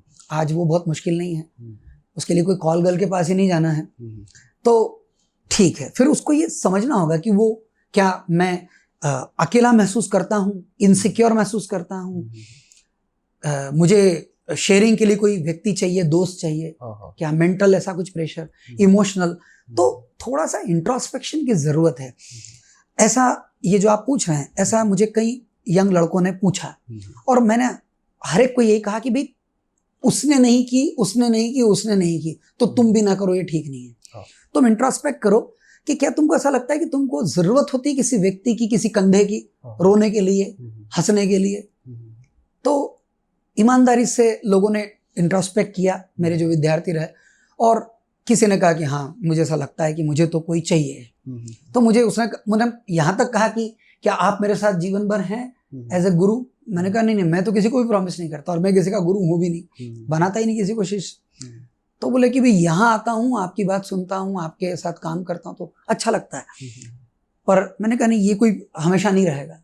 बोले फिर तो मुझे ऐसा लगता है कि क्योंकि यहाँ जो लोग हैं, यहाँ जो मित्र हैं, उनके साथ मजा आती है। फिर रात को जब मैं घर जाता हूँ तो इंतजार करता हूँ कि सुबह कब होगी। और मैंने कहा नहीं, फिर उसने कहा कि नहीं, फिर मुझे ऐसा लगता है कि मुझे तो फिर कोई साथी चाहिए। तो फिर साथी चाहिए तो ठीक बात है, तो फिर तुमको अब साथी चाहिए। तो फिर इस बात को, अब हमारी यहाँ दिक्कत क्या है विकास, कि ना कोई प्री मैरिटल एजुकेशन है, मतलब जो आज की सबसे बड़ी दिक्कत है, ना कोई सेक्स एजुकेशन है। क्योंकि सेक्स आप कुछ भी कह लो, आप बड़ी बड़ी बात करते हैं हिंदुस्तान में कि आत्मा परमात्मा की बात करते हैं, पर सेक्स एक बहुत जरूरी, बेहद जरूरी एस्पेक्ट होता है एक मैरिड लाइफ का। ठीक है जी, बिल्कुल। आप कितनी भी ऊंची लंबी बात कर लो, तो न तो आपके पास सेक्स एजुकेशन है, ना आपके पास प्री मैरिटल एजुकेशन है। प्री मैरिटल एजुकेशन का मतलब सिर्फ इतना होता है कि अगर आप मुझे कहेंगे क्या होता है प्री मैरिटल एजुकेशन, तो कोई बहुत लंबी चौड़ी बातचीत नहीं है। आप मेरे से अगर पूछते हैं कि स्वामी जी मुझे शादी करनी है, मैंने तय कर लिया, तो मैं कहूंगा वो सब प्री मैरिटल एजुकेशन आपको लेना चाहिए। तो क्या आप अपने आप को जानो, पहले तो अपना एनालिसिस करो, इंट्रोस्पेक्ट करो। फिर जिस लड़के से आपकी शादी हो रही है उसको भी कहो कि वो अपना इंट्रोस्पेक्शन करे, अपने आप को जाने। किसी तरह का कोई एनालिसिस फॉर्म आप भरो और एक दूसरे के साथ बैठो। आपने जो अपने बारे में जाना है उसको बताओ, वो जो अपने बारे में जानती है वो अपने आप को बताए। पर अभी वो लड़की आपसे क्यों शादी कर रही है? क्योंकि शादी जम नहीं रही किसी के साथ, बड़े मुश्किल से एक अच्छा लड़का मिला है। आप समझ रहे? ठीक है, फैमिली अच्छी है, एजुकेटेड है, वो उसके पिताजी की नज़र से आपको देख रही है। एक पिता, अगर मेरी बेटी है, मेरी बेटी तो नहीं हुई पर मेरे बड़े भाई साहब गुजर गए, तो उनके बच्चों को मेरे साथ वो रहे, उन दोनों की शादी मैंने की। तो मैं मेरी भतीजी के लिए एक लड़के में क्या देखता था, तो मैं देखता था पहले उसकी जॉब, उसके घर का एनवायरनमेंट, उसके पिताजी का करियर, जॉब, जो भी, तो ये सब चीजें। पर ये एक पिता की निगाह है, पर वो लड़की को कुछ और समझना चाहिए, देखना चाहिए कि वो बंदा वो क्या है, बेसिकली वो क्या चाहता है जिंदगी में, उसके क्या हॉबीज हैं, लाइकिंग्स हैं, डिसलाइकिंग्स हैं, इंटरेस्ट हैं, डिसइंटरेस्ट हैं। मुझे लगता है कम से कम 6 महीने का समय, कम से कम बता रहा हूँ मैं, नहीं तो 2 साल एक दूसरे को जानने के लिए लग जाते हैं। वो साथ में घूमें, वो फिर वो देखें, वो झगड़ें, वो लड़ें, वो सब हो, और वो समझें। क्योंकि शुरुआत में 2 आदमी भी मिलते हैं, एक जनरल, तो आप जो अपने आप को प्रेजेंट करते हैं वो अलग ही तरह का प्रेजेंटेशन होता है, बहुत ही सुंदर, खूबसूरत, पर धीरे धीरे धीरे धीरे वो मुखौटा गिरने लगता है और आपका रियल पर्सोना सामने आता है। तो शादी करना नहीं करना ये एक आपका सवाल है, और अगर करना तो उसके लिए कम से कम ये 2 एजुकेशन तो मुझे लगता है कि स्कूल में, 12th में या कॉलेज में ये कोर्स बेहद जरूरी है, इसको हम इम्पार्ट करें इस कोर्स में। अब आप बताइए, कॉलेज में सब सिखाया जा रहा है पर जिंदगी की कोई तैयारी नहीं है। वो एक बहुत बढ़िया करियर उसको मिल जाए, सारी मेहनत इस बात की, पर एक शानदार करियर डिवोर्स के साथ, एक शानदार career cats and dogs life के साथ, रोज के झगड़े, रोज के मारामारी, तो करियर तो किसी काम का ही नहीं रहा। फिर वो जिंदगी बहुत सारा फ्रस्ट्रेशन और डिप्रेशन से भर जाती है। तो मेरे ख्याल से आपने जो पूछा, आपके सवाल का जवाब ये है कि वो जो व्यक्ति है वो बहुत ही व्यक्तिगत सवाल है, उसको अपने आप को इंट्रोस्पेक्ट करना चाहिए कि मेरी इमोशनल ज़रूरतें, मेरी मेंटल ज़रूरतें, मेरी फिजिकल ज़रूरतें क्या ठीक ढंग से, स्वस्थ ढंग से पूरी हो पा रही हैं कि नहीं। तब हो सकता है, क्योंकि होता, मैंने देखा है ऐसा कई लोगों को कि वो ऐसा 2, 4, 5 लोगों को आसपास देखते हैं कि ये नहीं कर रहा है, वो नहीं कर रहा है, तो वो भी नहीं करते हैं, और फिर 10 साल बाद वो मुझसे कहते हैं कि आपको मुझे कहना था ना कि तुम शादी कर लो, तुम तो कर लो कम से कम। मैं कहता हूँ कि मैं कैसे कहता, वो कहे कि अब मुझे बहुत फ्रस्ट्रेशन आता है, अब मुझे ऐसा लगता है कि मेरी हो जानी थी शादी। हमारी शादी व्यवस्था को भी बहुत सारे परिवर्तन करने की जरूरत है, इस सिस्टम को बदलने की जरूरत है। जैसे कि स्वामी जी, जैसे कि मैंने आपसे कहा कि यहाँ पर एंट्री में बम फटाके फूटते और बाजा बजाया जाता है, एग्जिट जो है वो बहुत बुरी है। एग्जिट भी वैसी होनी चाहिए। भाई दो लोग मिले, एक पार्टी हुई शानदार, है ना, लोगों ने उनको गिफ्ट दिए, दो लोगों ने डिक्लेयर किया हम आपस में अलग हो रहे हैं, तो फिर एक पार्टी होनी चाहिए शानदार, लोगों ने कॉन्ग्रेचुलेट करना चाहिए उनको कि यार इतने दिन साथ में रहे, शानदार बात है, और अब तुम दोनों ने निर्णय ले लिया है, तुम अलग अलग होना चाहते। नहीं, इस समय सारी दुनिया के लोग उनको समझाने आते हैं, और फिर इस समय वो लड़की के लिए बहुत मुश्किलात हैं। लड़का तो वेल बहुत ही बढ़िया है, उसको तो दूसरी लड़कियां तैयार हैं, जो भी उसकी माँ भी तैयार है कि कोई नहीं बेटा ये ऐसी निकली, अपन दूसरी ले आएंगे, और उस लड़की के लिए बड़ी मुश्किलात खड़ी होती हैं, डिवोर्सी है वो। तो ये जो सब सिस्टम है, इसको बहुत जोरदार तरीके से इसका विरोध जरूरी है, इस पर काम करने की जरूरत है, समाज में जागरण की जरूरत है कि तुम जिस धूमधाम से शादी करते हो, अगर तुम्हें एक दिन ऐसा लगा कि नहीं बैठ पा रहा हम दोनों के बीच में, तो उसी धूमधाम से अलग हो जाओ। तो एग्जिट ठीक करना जरूरी है। आप सोचिए, दुनिया की बहुत ही सुंदरतम 4 लड़कियां एक कमरे में है, और मैं आपको उस कमरे में धक्का मार देता हूं, तो बल्ले बल्ले क्या बात है, पर मैं उस कमरे का दरवाजा बंद कर देता हूं कि now you can not exit, food is there and everything is there, but you can not exit. मैं जैसे ही बोलूंगा यू कैन नॉट एग्जिट, और आपको घबराहट शुरू हो जाएगी कि नहीं मुझे जाना है, मैं यहाँ रह थोड़ी जाऊंगा यार हमेशा के लिए। शादी का ऐसी मामला है कि मजाक की बात है, और मुझे बहुत हंसी आती, उसने मुझे एक बार बहुत अच्छा जोक मैंने कहीं पढ़ा था कि शादी का मामला ऐसा है कि जैसे आजकल पब्लिक टॉयलेट्स बहुत अच्छे होते हैं, वो पुराने जमाने के पब्लिक टॉयलेट की बातचीत है कि जैसे पब्लिक टॉयलेट के बाहर जो आदमी खड़ा है उसको अंदर जाने की जल्दी, और जो अंदर खड़ा उसको बाहर होने की जल्दी है। बिल्कुल ठीक है, ये कुछ उस तरह से है। तो पर ये मजाक ही नहीं, ये वास्तविक था कि जिनकी हो जाती है वो सोचते कि अब मैं कैसे इससे छुटकारा पाऊं। वो कह नहीं रहा है, अच्छा वो कह नहीं रहा है क्योंकि माता पिता का प्रेशर, समाज का प्रेशर, मतलब वो शादी के साथ इतने सारे लोग जुड़ते हैं कि आप अकेले निर्णय नहीं ले सकते कि चलो बाय बाय, नहीं मैं अपनी माँ से बात करूंगा, तुम अपने पिताजी से बात करो, फिर कोई बीच में गुरुजी आ जाएंगे समझाने के लिए, मेरे वकील साहब आ जाएंगे समझा, दुनिया भर के लोग आपको इस बारे में समझा रहे हैं कि घसीटो, आपको घसीटना है आपको। तो ये इस सिस्टम को हमको थोड़ा ठीक करना पड़ेगा, समय के साथ हमको बदलाव होना। हमारे कपड़े वेस्टर्न हो गए, हमारी बातचीत वेस्टर्न हो गई, हमारे सारे प्रोग्राम सीरियल सब वेस्टर्न हो गए, और शादी हमारी पक्का ईस्टर्न है, वही राम सीता वाली। तो उसको थोड़ा सा बदलने की जरूरत, सिस्टम को। मेरे ख्याल से वो सिस्टम जब थोड़ा सा बदलेंगे तो बहुत सारे युवकों की जो सोच है कि मैं इसमें फंसना नहीं चाहता, वो फंसना तभी तो कहते हैं ना कि एग्जिट नहीं है ना, उसको जब दिखता है कि हाँ इजीली एग्जिट हो सकते हैं, कोई दिक्कत नहीं है, हम साथ होकर के देख सकते हैं और एग्जिट हो सकते हैं, तो मुझे नहीं लगता कि बहुत ज्यादा घबराहट होगी, फिर आसानी से लोग शायद जुड़ पाएंगे। पर आज घबराहट इसी बात की होती है कि शादी माने आप एक व्यक्ति से नहीं जोड़ रहे हैं, आप पूरे समाज के साथ एक प्रॉमिस, एक कमिटमेंट दे रहे हैं। वो लड़की तो एक ही तरफ रह गई, वो पूरा समाज खड़ा हुआ है, तो ये एक बड़ी झंझट है। मैं तो एक दोस्त ढूंढने आया था, मुझे पूरा समाज मिल गया जो अब सब तय करेगा कि हम दोनों को अब क्या करना है, अब हम दोनों की इच्छा है कि नहीं हमको बच्चा पैदा करना है। अभी हमारी बचपना नहीं गया दोनों का, अभी हम ही कुत्ते बिल्ली जैसे झगड़ रहे हैं, और हम एक बच्चा ले आते हैं, और फिर मैंने जैसे कहा कि बच्चे सुनते तो है ही नहीं, देखते हैं, फिर वो आपको देख रहे हैं, बहुत सारी चीजें।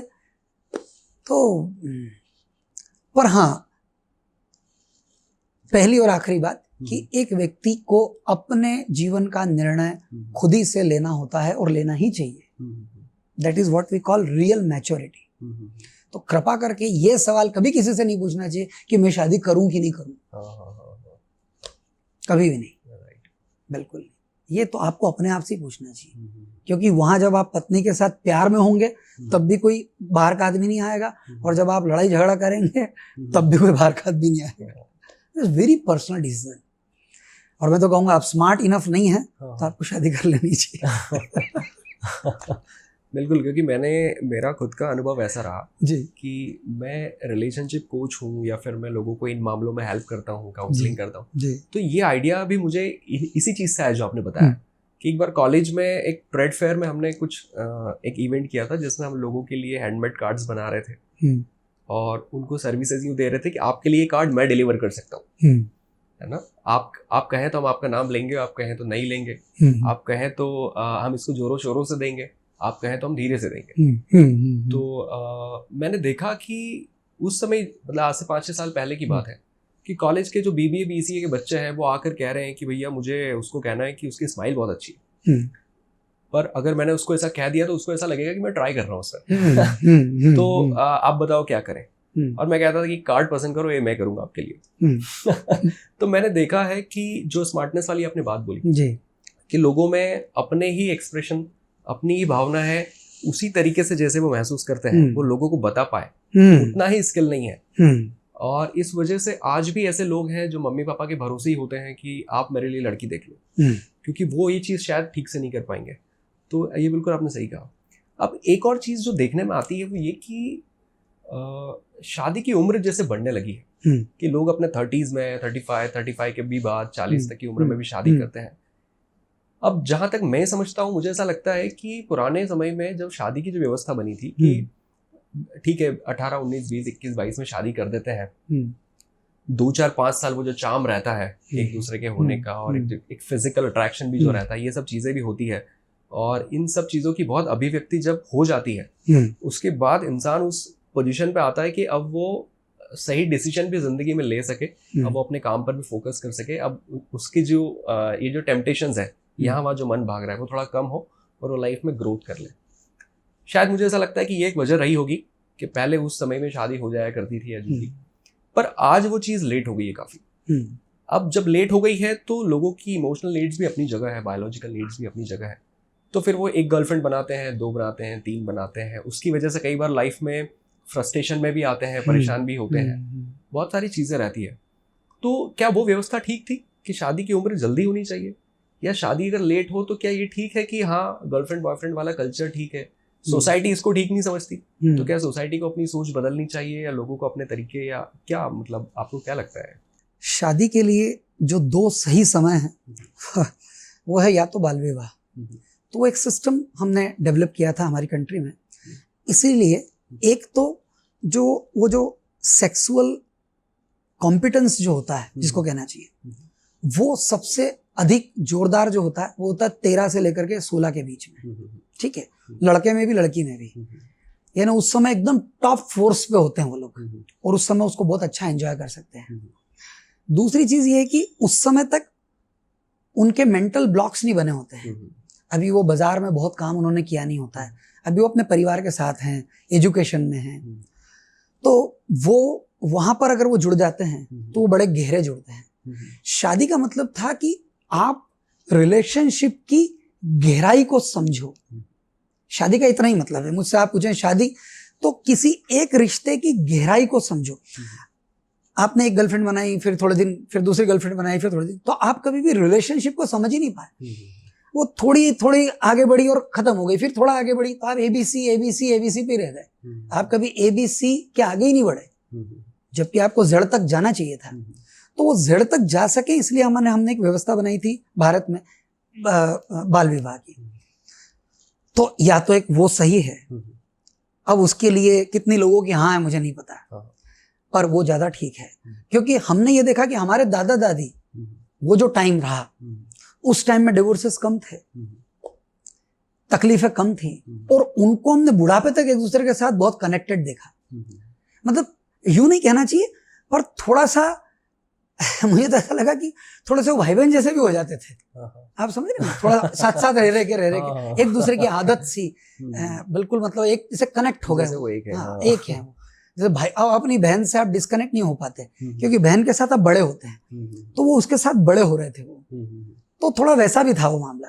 तो वो आप आखिरी तक एक दूसरे के बारे में बहुत मतलब कि उसका होना बड़ा जरूरी है, उसके साथ ही वो नहीं आएगा तब तक वो खाना ही नहीं खा रही है, और वो बैठी है और वो 2 दिन नहीं आया तो 2 दिन नहीं खा रही, मतलब ये हालत। अभी तो 2 घंटे भी मुश्किल है इंतजार करना। तो या तो वो, या फिर एक एज है 50 के बाद वो शादी करे, क्योंकि 50 के बाद एक अलग तरह की समझ आ जाती है कि अब जो शादी हो रही है वो इसलिए हो रही है कि हम एक दूसरे, अब कंपेनियनशिप चाहिए। अब वो जो दोस्त जो साथ में बैठ के शराब पी लेते थे, या वो दोस्त नाचते थे, या वो सब आदमी मैच्योर होता बाहर आता है। 50-55 की उम्र में उसको समझ में आता है कि ये सब बकवास है। अब मुझे एक कोई व्यक्ति चाहिए जिसके साथ मैं अपने इमोशंस को शेयर कर सकूं। और तो या तो ये 2 एज है। अब ये जो शादियां जिस एज में हो रही हैं, तो यहाँ पर वो क्या है कि बड़ी अजीब सी स्थिति है। वो उन दोनों के समझ में ही नहीं आ रहा है कि हम शादी क्यों कर रहे हैं, और अब वो जल्दीबाजी में कर रहे हैं। अब आप समझे ना कि आपकी उम्र 33 की हो गई है या 36 की हो गई, लड़की की उम्र 33 की हो गई, अब उसके माँ बाप कह रहे हैं कि तुम 33 की हो गई, अब तुमसे कौन शादी करेगा, जल्दी करो। वो किसी तरह की कुछ तो भी जल्दी में है। अब वो चाह रही कि उसको अपने तरह का मिल जाए, पर समाज का एक प्रेशर है कि अरे शादी नहीं हुई, शादी नहीं हुई, शादी। वो लड़का भी सोचता है कि गड़बड़ हो रही है जल्दी। अब बहुत ही अजीब तरह का प्रेशर है वो। तो या फिर वो 18 से 25 वाली उम्र भी ठीक है, जो थोड़े दिन पहले तक था मामला, वहां भी ठीक है, क्योंकि वहां पर भी वो बहुत हाई एनर्जी पे होता है व्यक्ति 18 से 25। और 25 के बाद मामला थोड़ा सा अलग तरीके से जाता है, और 35 के बाद तो डिटोरिएशन शुरू हो जाता है। सब चीजें वापस लौटना शुरू होती, घर की तरफ आने लगते हैं। हम एक नॉर्मली माने तो एक 70 साल की उम्र, कोई 90 भी जीता है, कोई 80 भी जीता है, कोई 50-60 जीता है। तो 35वें साल में अब वो एनर्जी लेवल आपका, अब वहां जहां आपको अब लौट रहे हैं वापस, वहां आप शादी कर रहे हैं, और आपकी एक्सपेक्टेशन फिर प्ले बॉय वाली है, तो फिर वो वैसा थोड़ा सा मुश्किल होता है। फिर वो भी एक्सपीरियंस करके आई है। फिर यही वाला मामला है कि ये जो 36 साल का बंदा है, इसकी एक्सपेक्टेशन ये है कि वो वर्जिन होना चाहिए। बिल्कुल, है ना। ये वर्जिनिटी का सवाल सिर्फ महिला के साथ ही है, लड़की के साथ ही है। और उसकी तो बिल्कुल एक्सपेक्टेशन नहीं होना चाहिए। पहली रात ही वो अपनी कहानियां सुनाता उसको कि मेरी तो है, वहां भी गर्लफ्रेंड थी, वहां भी थी, वहां भी थी, ये भी थी। वो अगर एक कहानी सुना दे तो उसी दिन खत्म हो जाए, उसी रात खत्म हो जाए, सुबह भी नहीं हो, वो अपना अपना घर चले जाए। तो लड़की को छुपाना पड़ती है अपनी बात कि वो कहती है मेरा तो कभी कुछ। आप कैसे ऐसा कह सकते हैं? अगर आप समझिए, इस दुनिया में अगर 50 लड़के और 50 लड़कियां हैं, और आप अपनी गर्लफ्रेंड को या अपनी पत्नी को किस्सा सुना रहे हैं कि मैंने तो 4-4 से रिलेशनशिप रखी, तो आप समझ रहे ना, वो 50 है और आप 50 हैं।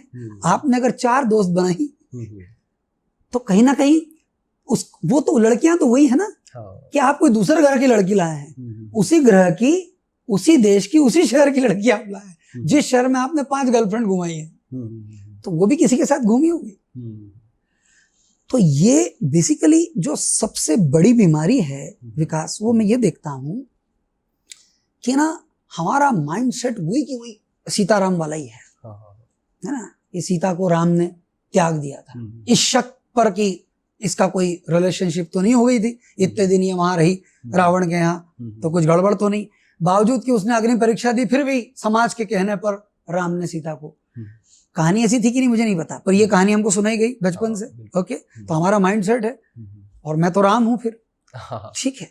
तो मैंने एक छोटा सा सवाल पूछा, चूंकि जीनियस टेम्पल में 25 साल हो गए इस इंस्टीट्यूशन को, और यहाँ पर आपकी उम्र के लोग ही हमसे यहाँ आते हैं, आज भी आते हैं।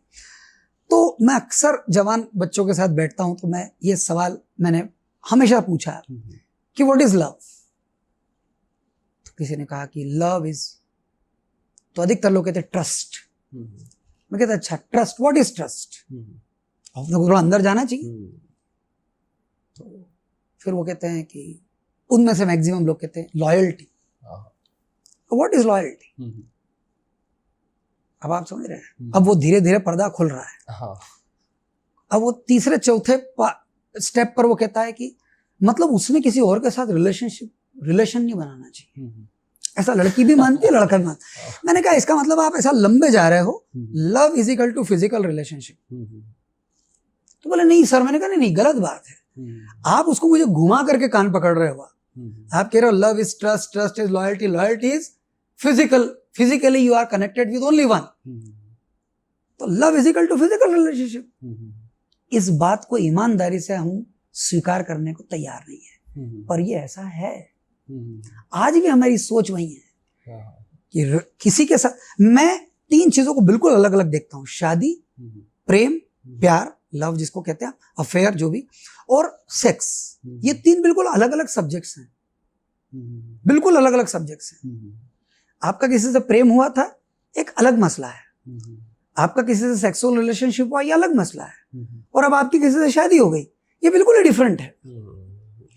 क्योंकि शादी में जो आप दोनों को साथ में रह करके जो निभाना है, करना है, वो प्यार में नहीं जरूरी था, और सेक्स में वो बिल्कुल ही जरूरी नहीं था। वहां एक अलग ही तरह की बात थी। पर अब शादी में आप सेक्स की बात कर रहे हैं, फिजिकल रिलेशनशिप पर आपकी शादियां बेस्ड है, तो ये ज्यादा दिन टिकेगा नहीं, ये चलेगा नहीं सिस्टम। तो अभी मैं कल परसों कहीं पढ़ रहा था, तो पूरे वर्ल्ड में जो डेटा आया है, तो 50% डाइवोर्स केसेस है।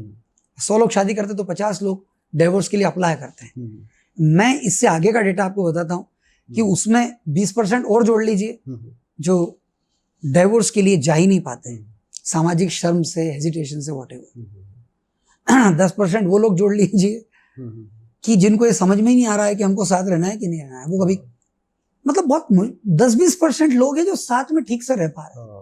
तो आपका ये पूरा सिस्टम जो है ना, ये पूरा फेलियर सिस्टम है। इसको स्वीकार कीजिए, कहिए कि हाँ ये सिस्टम फेल हो गया, अब इस सिस्टम को नवीनीकरण की जरूरत है, या फिर मैं कहता हूं कि नवीनीकरण की नहीं, इसको पूरा ही ट्रांसफॉर्म करने की जरूरत है, नए सिरे से सोचने की जरूरत है। पर हम भारतीय लोग पेचेस लगाने में बहुत एक्सपर्ट हैं। हम कोई भी चीज ठीक लगा देते हैं उसमें, इसको यहाँ से ठीक कर देते, थोड़ा सा वहां से ठीक करते, नहीं, इसको पूरा ट्रांसफॉर्म करने की जरूरत आ गई है। पर अगर आप में इतनी हिम्मत नहीं है ट्रांसफॉर्म करने की, तो मैं कहता हूँ चलिए फिर थोड़ा सा इसका रिपेयर ही कर लेते हैं। तो रिपेयरिंग में मैंने आपसे बताया, एग्जिट को आसान कीजिए, सबसे पहली चीज। दूसरी चीज, उनको साल भर में कोई समय दीजिए जब वो, हमारे यहाँ किसी एक शास्त्र में, मुझे याद नहीं आ रहा, मुझे किसी ने बताया था, मेरे किसी सन्यासी मित्र ने बताया था कि किसी हिंदू शास्त्र में लिखा है, पति पत्नी को, शादीशुदा लोगों को, पति पत्नी को 11 महीने ही एक द्वार से गुजरना चाहिए। अब इसको डिकोड करने की जरूरत है। इसका मतलब कि 1 महीना उनको एक दरवाजे से नहीं गुजरना चाहिए, मतलब 1 महीना कम से कम एक दूसरे से अलग रहना चाहिए। अब इसको हमको शादी के सिस्टम में डालना जरूरी है कि कम से कम महीना, 2 महीना बिल्कुल टोटल सेपरेशन, कि उनकी मोबाइल पे भी बातचीत ना हो। तो फिर नयापन आता है, फिर हनीमून लौट के आता है। आप समझे, कोई भी चीज लगातार लगातार लगातार लगातार, ओशो मजाक में कहते हैं ना कि रोज भिंडी की सब्जी कौन खा सकता है। ठीक है, कैसे संभव है? बहुत अच्छी लगती है आपको भिंडी, और 1 दिन, 2 दिन, 3 दिन, चौथे दिन आप फेंक देंगे, उड़ा उब जाएंगे। तो बहुत अच्छी लगती है आपको अपनी पत्नी, और अब कितने दिन? तो एक टाइम जिसकी कोई पूछताछ आप एक दूसरे से नहीं करेंगे, 2 महीने के लिए आप फिर एक बार चले जाते हैं वैसे ही जीने के लिए जैसे आप थे शादी के पहले, और उसको भी छोड़ देते हैं। तो आपकी कुछ गलतफहमियां भी हैं, वो भी दूर हो जाती है कि आपको ऐसा लगता है कि अभी भी मेरे लिए बहुत लोग इंतजार कर रहे हैं, तो वो भी गलतफहमियां दूर होती है। आप उसको मिस करते हैं, उसकी छोटी छोटी केयर, उसको मिस करते हैं, तो आपको उसकी कीमत का पता चलता है कि यार गर्लफ्रेंड जो है वो कॉफी पीती है, फिल्म देखती है, पॉपकॉर्न खाती है और चली जाती है, पर मेरी बीवी मेरे लिए कपड़े भी धोती है, इस्त्री भी करती है, मेरे लिए नाश्ता भी बनाती है, मेरे लिए अलार्म भी भरती है, अलार्म बंद हो जाए तो वो उठाती है, जगाती है और मुझे तैयार करके ऑफिस भेजती है। बहुत सारी छोटी छोटी चीजें हैं जो आपको पता चलती है उसके जाने से। उसका जाना बहुत जरूरी है। हर साल 2 महीने का कम से कम ब्रेकअप हो तो जिंदगी का ब्रेकअप कभी नहीं आएगा, ये बड़ी पक्की बात है। तो कुछ रिपेयर करना जरूरी है सिस्टम को, नहीं ट्रांसफॉर्म कर सकते। एक जो चीज़ मैंने महसूस करी है आजकल लोगों में, और ज़्यादातर जो मामले मेरे पास आते हैं वो इन्हीं चीज़ों के हैं, वो है एक्स्ट्रा मैरिटल अफेयर के। और एक्स्ट्रा मैरिटल अफेयर की जो वजह मैंने समझी है अभी तक, पिछले 6 सालों से रिसर्च कर रहे हैं, इस पर काम कर रहे हैं, तो अपने क्लाइंट्स को भी सुना है, सैकड़ों लोगों से मिले हैं, तो जो वजह मैंने समझी है वो ये कि एक फेज होता है। जैसे मान लीजिए मैंने 28 साल की उम्र में शादी की, आज अगर कोई मुझसे पूछ रहा है कि मुझे कैसी लड़की चाहिए, तो मैंने उसे बताया कि एक ऐसी लड़की जो मेरे घर को ठीक ठाक तरीके से संभाल ले, जो मेरे मम्मी पापा का ध्यान रख ले, जो मेरी केयर कर ले, मेरे घर को सजा कर रख ले, मेरी जरूरतों को भी पूरा कर दे, और अगर वो खुद कुछ करती है तो वो चीजें भी हो जाए और हम मिलजुल के अच्छे से रह लें। आज मेरी जरूरत ये है, लड़की दिखती भी अच्छी हो। अब क्या होता है कि जब शादी हुई, 2-5 साल निकले, उसका काम भी अच्छा चल रहा है, मेरा काम भी अच्छा चल रहा है, घर में फाइनेंशियल कोई इश्यूज नहीं है, वेल सेटल्ड है, घर भी है, गाड़ी भी है, सब कुछ हो रहा है। पर अब ये हो रहा है कि अब जब मैं अपने दोस्तों के सर्कल के साथ कभी मैं बाहर जा रहा हूँ और मैं वहां पर मेरी कोई फीमेल फ्रेंड है उसे मैं देख रहा हूँ कि यार वो बहुत चुलबुली है, बहुत मस्तीखोर है, वो फुल ऑफ लाइफ है, वो बहुत खुल के जीती है जिंदगी। तो मुझे ऐसा लगता है यार मेरी वाइफ ऐसी नहीं है, और अब मुझे वो कमी उसमें लगती है, और अब मुझे ऐसा लगता है यार इसको ना थोड़ा वैसा भी होना चाहिए था, इसको थोड़ा सा मस्तीखोर होना चाहिए था। अब क्योंकि वो इंट्रोवर्ट है, वो शाई नेचर है, और मुझे लगता है कि यार इसे थोड़ा सा ओपन अप रहना चाहिए, ये ऐसी क्यों नहीं है। अब उस तरह के इंसान के साथ मुझे ज्यादा रहने में मजा आ रहा है। मतलब अब मेरी इमोशनल नीड बदल गई है, अब वो लड़की मुझे कम और कोई और ज्यादा पसंद आ रहा है, तो उसकी तरफ मेरा अट्रैक्शन स्वाभाविक है। और इसके चलते मैंने धीरे धीरे करके बातचीत शुरू करी, ये शुरू किया कि मैं ज़्यादा से ज़्यादा टाइम स्पेंड करूं क्योंकि मुझे अच्छा लगता है, और ये एक अफेयर में कन्वर्ट हो गया। फिर 2, 5, 10 साल जब मैं इसके साथ रहूंगा और जब मैं देखूंगा कि ये लाइफ को लेके सीरियस ही नहीं है, ये हमेशा मस्ती नहीं चलती है, फिर मुझे कोई तीसरा व्यक्ति जो उस पड़ाव पर बहुत अच्छा कर रहा है, जो चीज़ों को और ज़्यादा बैलेंस में, तो मुझे ऐसा लगेगा ये व्यक्ति सही है, तो मेरा अट्रैक्शन उसकी तरफ होगा। फिर मैं उससे कॉन्टेक्ट बनाने की कोशिश कर रहा हूँ, उसके पास जाने की कोशिश कर रहा हूँ, और वहां पर मैं अफेयर बिल्ड कर रहा हूँ, और ये सब बहुत होने लगा। तो लोगों की इमोशनल नीड्स बदलती है। तो या तो 2 तरीके हैं, या तो इमोशनल नीड बदली है, तो जो भी इमोशनल नीड आपकी हो गई है आप उस व्यक्ति के साथ चले जाओ, अफेयर बना लो, और शादी अपनी जगह चली रही, या तो हम ये कर ले, या फिर हम उन टेम्पटेशंस को, उन प्रलोभनों को मार लें, या मन मार के दबा के जो व्यवस्था समाज ने बनाई है एक शादी वाली, उस व्यवस्था के साथ हम आगे बढ़ जाए। तो दोनों में ही गड़बड़ियां लगती है मुझे तो, कि यार पूरा तो ये भी ठीक नहीं है, पूरा वो भी ठीक नहीं है, क्या होना चाहिए। शादी की जो व्यवस्था है वो मैंने कहा कि एक रिलेशनशिप की गहराई के लिए है, कि 2 लोग इतने साथ रहें कि वो कंपेनियनशिप में एक गहराई महसूस करें, जहां उनको ऐसा लगने लगे कि ज़रूरतों के आगे बढ़ गए वो, जहां पर इमोशनल, मेंटल, फिजिकल ये न भी मिले तो भी हम साथ रहेंगे। वो प्रेम वाली जो बात है, और वो घटित होता है, वो हम बातचीत नहीं कर सकते, वो घटता है। और मैंने घटते हुए कई लोगों को देखा, ऐसा माता पिता को देखा मेरे, और कई लोगों को देखा कि वो एक जगह जाकर के वो सिर्फ प्रेम पर जी रहे हैं। अब क्या है कि ये जो आपने कहा कि ये जो इमोशनल चेंज है, और आप तो थोड़ी गहरी बात कर रहे हैं, इमोशनल इमोशन तो थोड़ी और गहरी बात है, अभी तो मन के तल पर आ गए, और मन को तो रोज नया चाहिए, उसको तो रोज नया चाहिए, हर पल नया चाहिए, तो नए के प्रति आकर्षण है। अब ऐसा है कि ये 2 बिल्कुल अलग अलग चीजें हैं, और बस यहाँ पर थोड़ा सा ये जो 2 लोग शादी कर रहे हैं, यही प्री मैरिटल एजुकेशन की मैं जो बात कर रहा हूँ, यहाँ उस लड़की को बैठा करके, अगर मैं वो एजुकेशन दे रहा हूँ तो मैं उस लड़की को बैठा करके जो चीज़ें समझाऊंगा, थोड़ी ऑड तो होंगी, मगर निश्चित तौर पर वो कल को जाकर के उनके बीच में तकरार का कारण नहीं होगी, वो प्रेम उनका बढ़ेगा।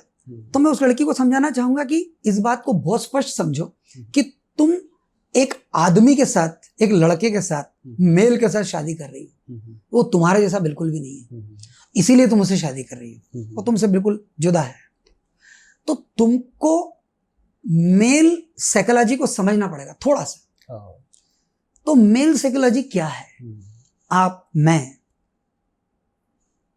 बहुत ईमानदारी से हम स्वीकार करते हैं कि हमको झंडे गाड़ने का मजा है ना। अब वो रहा नहीं समय, पर किले जीतने का मजा है ना। हम वही हैं, हमको मौका नहीं मिल रहा है, हम राजा महाराजा हो जाए अभी, तो हम घोड़े पे बैठ करके, और हमको अपनी सीमाएं बढ़ाने का मजा है। ये पुरुष का मजा है, ये पुरुष की साइकोलॉजी, ये हमारे डीएनए के अंदर है। हमको जीतना है, पड़ोसी देश को अपना बनाना है, उसकी सीमा में घुसना है, झंडा लगाना है। तो ये महिलाओं को आज भी समझ में नहीं आ रही बात, है ना। अब महिला जो है, अब ये पुरुष को भी समझना चाहिए कि वो एक स्त्री है, तो स्त्री उसके बहुत ही दूसरे तरह के सुख हैं।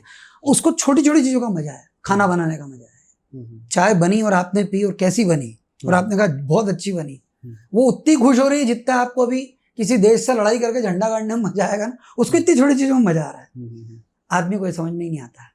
वो अगर उसको, महिला को खुश रखना है, तो वो छोटी छोटी चीजों का उसको थैंक यू और उसकी तारीफ और उसका वैल्यू उसको लगना चाहिए कि मैं वैल्यूएबल हूँ, मैंने चाय बनाई है तो मैं वैल्यूएबल हूँ, क्योंकि उसको मजा आया और उसने मुझे थैंक यू बोला इस बारे में। तो ये महिला की नीड है। अब एक पुरुष और महिला, एक लड़का लड़की को हम आपस में जोड़ देते हैं, लड़के को ये पता ही नहीं बेचारे को कि लड़की होती कैसी है, वो क्या सोचती है, वो किस रंग से जीती है, और लड़की को ये पता ही नहीं कि लड़का कैसा होता है। अब लड़की तो दिमाग में ये रख के आती है कि शादी का मतलब उसको जो समझाया गया है, उसके माँ बाप ने, उसके भैया भाभी ने, जो भी कुछ उसको दोस्तों ने समझाया कि अब ये सिर्फ मेरे साथ होगा, अब ये यहाँ वहाँ कहीं भी नहीं जाएगा, अब 7 जन्म हम एक साथ रहेंगे, ठीक है। वो रूट से जुड़ी है महिला जो है, तो वो रूट्स की बात समझती है। आदमी उड़ने वाला है। अब यूं कहें मजाक की बात तो एक लड़की ने मुझसे कहा कि मैं आपसे शादी करना चाहती हूँ, तो मैंने कहा मुझे कभी कभी ऐसा लगता है, मैं कहा तुम बहुत अच्छी हो, खूबसूरत हो, मुझे पसंद भी हो, कोई दिक्कत नहीं है, पर मुझे ऐसा लगता है कि तुम मछली हो और मैं पंछी हूँ। एक पंछी और एक मछली कैसे दोस्ती करे? तुम पानी में रहने वाली, मैं आकाश में उड़ने वाला, तो हमारी दोस्ती हो सकती है क्या? अगर हो सकती है तो बताओ, अपन को जमा है बीच का मामला कि मैं कभी पानी में आऊं, तुम कभी आकाश में आओ, या आकाश में नहीं आओ, कम से कम जमीन पर आओ, कुछ तो ये मामला ऐसा इतना डिफर क्यों हो गया? क्योंकि एक्चुअली वो ऐसा है, वो ऐसा ही मामला है, वो इतने अलग हैं दोनों, मगर उन दोनों ने साथ रहने की बात की है, तो वो एक दूसरे को समझें। तो उस महिला को ये समझ में आना चाहिए कि ये हम दोनों का कमिटमेंट है, हम जीवन भर साथ रहेंगे, ये बीच बीच में उड़ के जाएगा, ये कुछ लोगों के साथ डांस करेगा, कुछ के साथ घूमने जाएगा, कुछ को लव मैसेजेस करेगा, किसी को भी आई लव यू लिखेगा, ये सब करेगा, क्योंकि ये इसका ढंग है, ये पुरुष का ढंग है, हर पुरुष का ढंग है। अब मैं आपको बताऊं कि 10 में से 6 पुरुष ऐसा कर रहे हैं, 4 नहीं कर रहे हैं, क्योंकि उसमें से 2 तो डरपोक हैं, समझ रहे हैं आप? वो हिम्मत ही नहीं करते, इतना डरते हैं कि वो लिख ही नहीं सकते किसी महिला दोस्त को आई लव यू, उनको मालूम है कि ये मुझे जिंदा जला देगी। और बाकी के वो जो 2 हैं जो नहीं कर रहे हैं ऐसा, वो बाय डिफॉल्ट 10 में से 1 या 2 लोग ऐसे होते हैं जिनका बेसिकली इसमें इंटरेस्ट ही नहीं होता।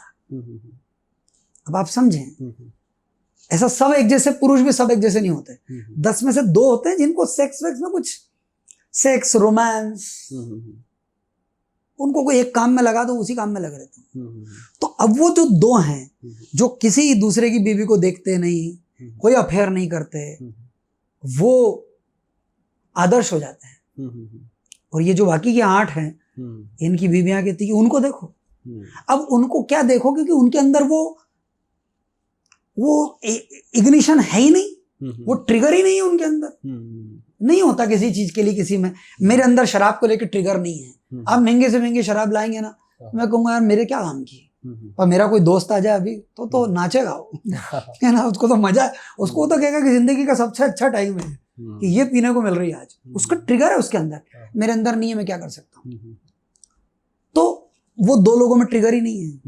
अब उन 2 लोगों को हमने आदर्श बना दिया और उनको देख करके सब जी रहे हैं। बाकी 8 लोगों के अंदर वो ट्रिगर है और उनको ऐसा लगता है, जो आपने कहा इमोशनल, कि ये मजा।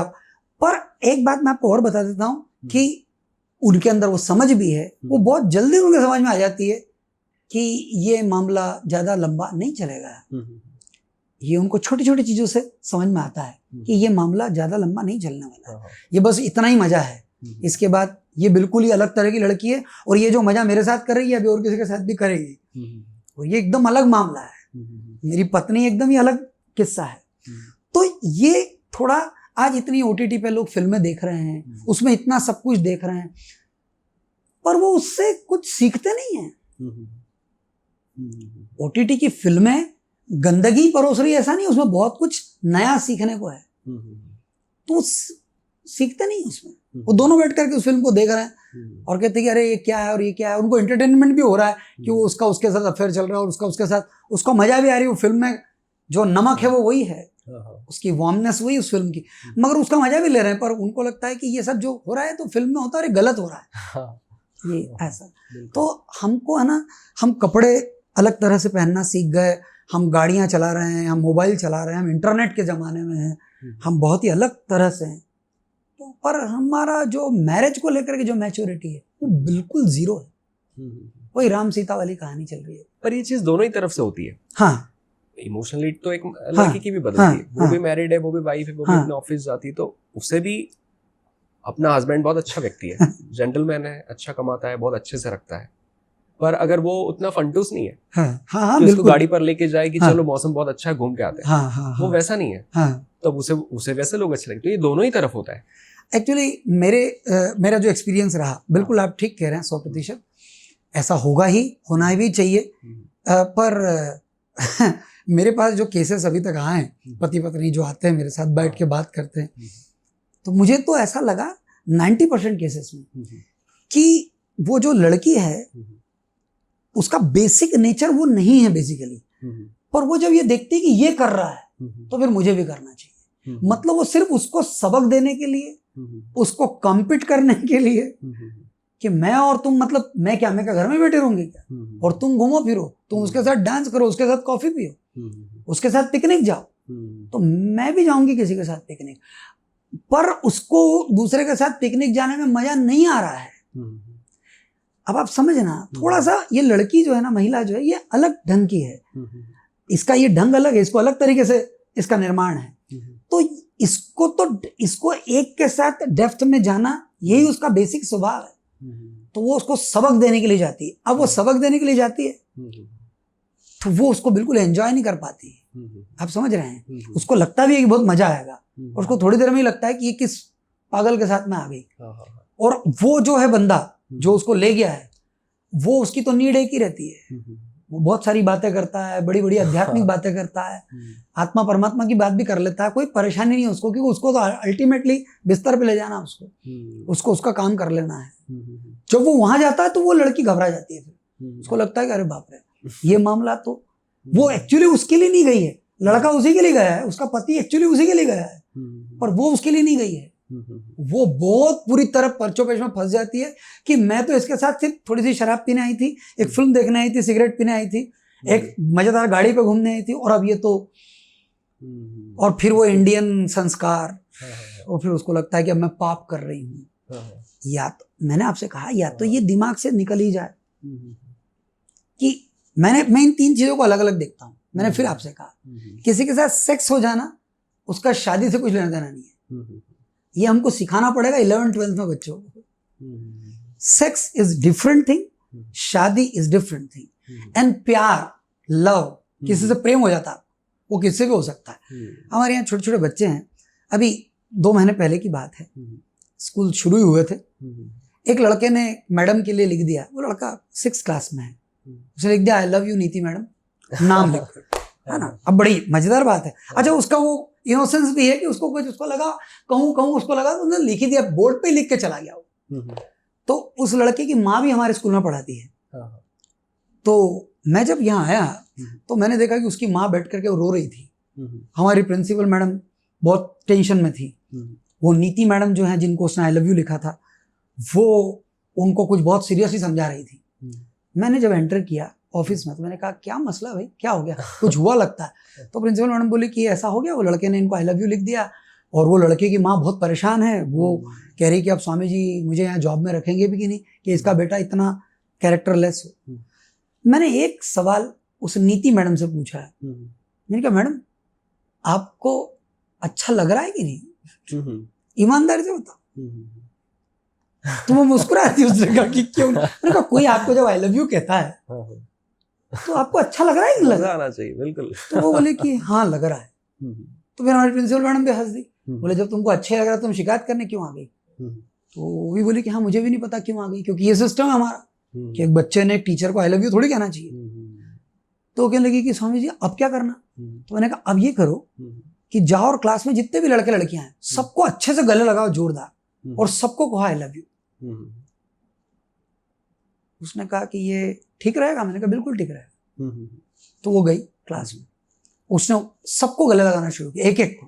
अब वो 6th क्लास के बच्चे हैं, ये मैरिड महिला है, और उसने बिल्कुल निसंकोच एक एक बच्चे को गले लगा, I love you, I love you.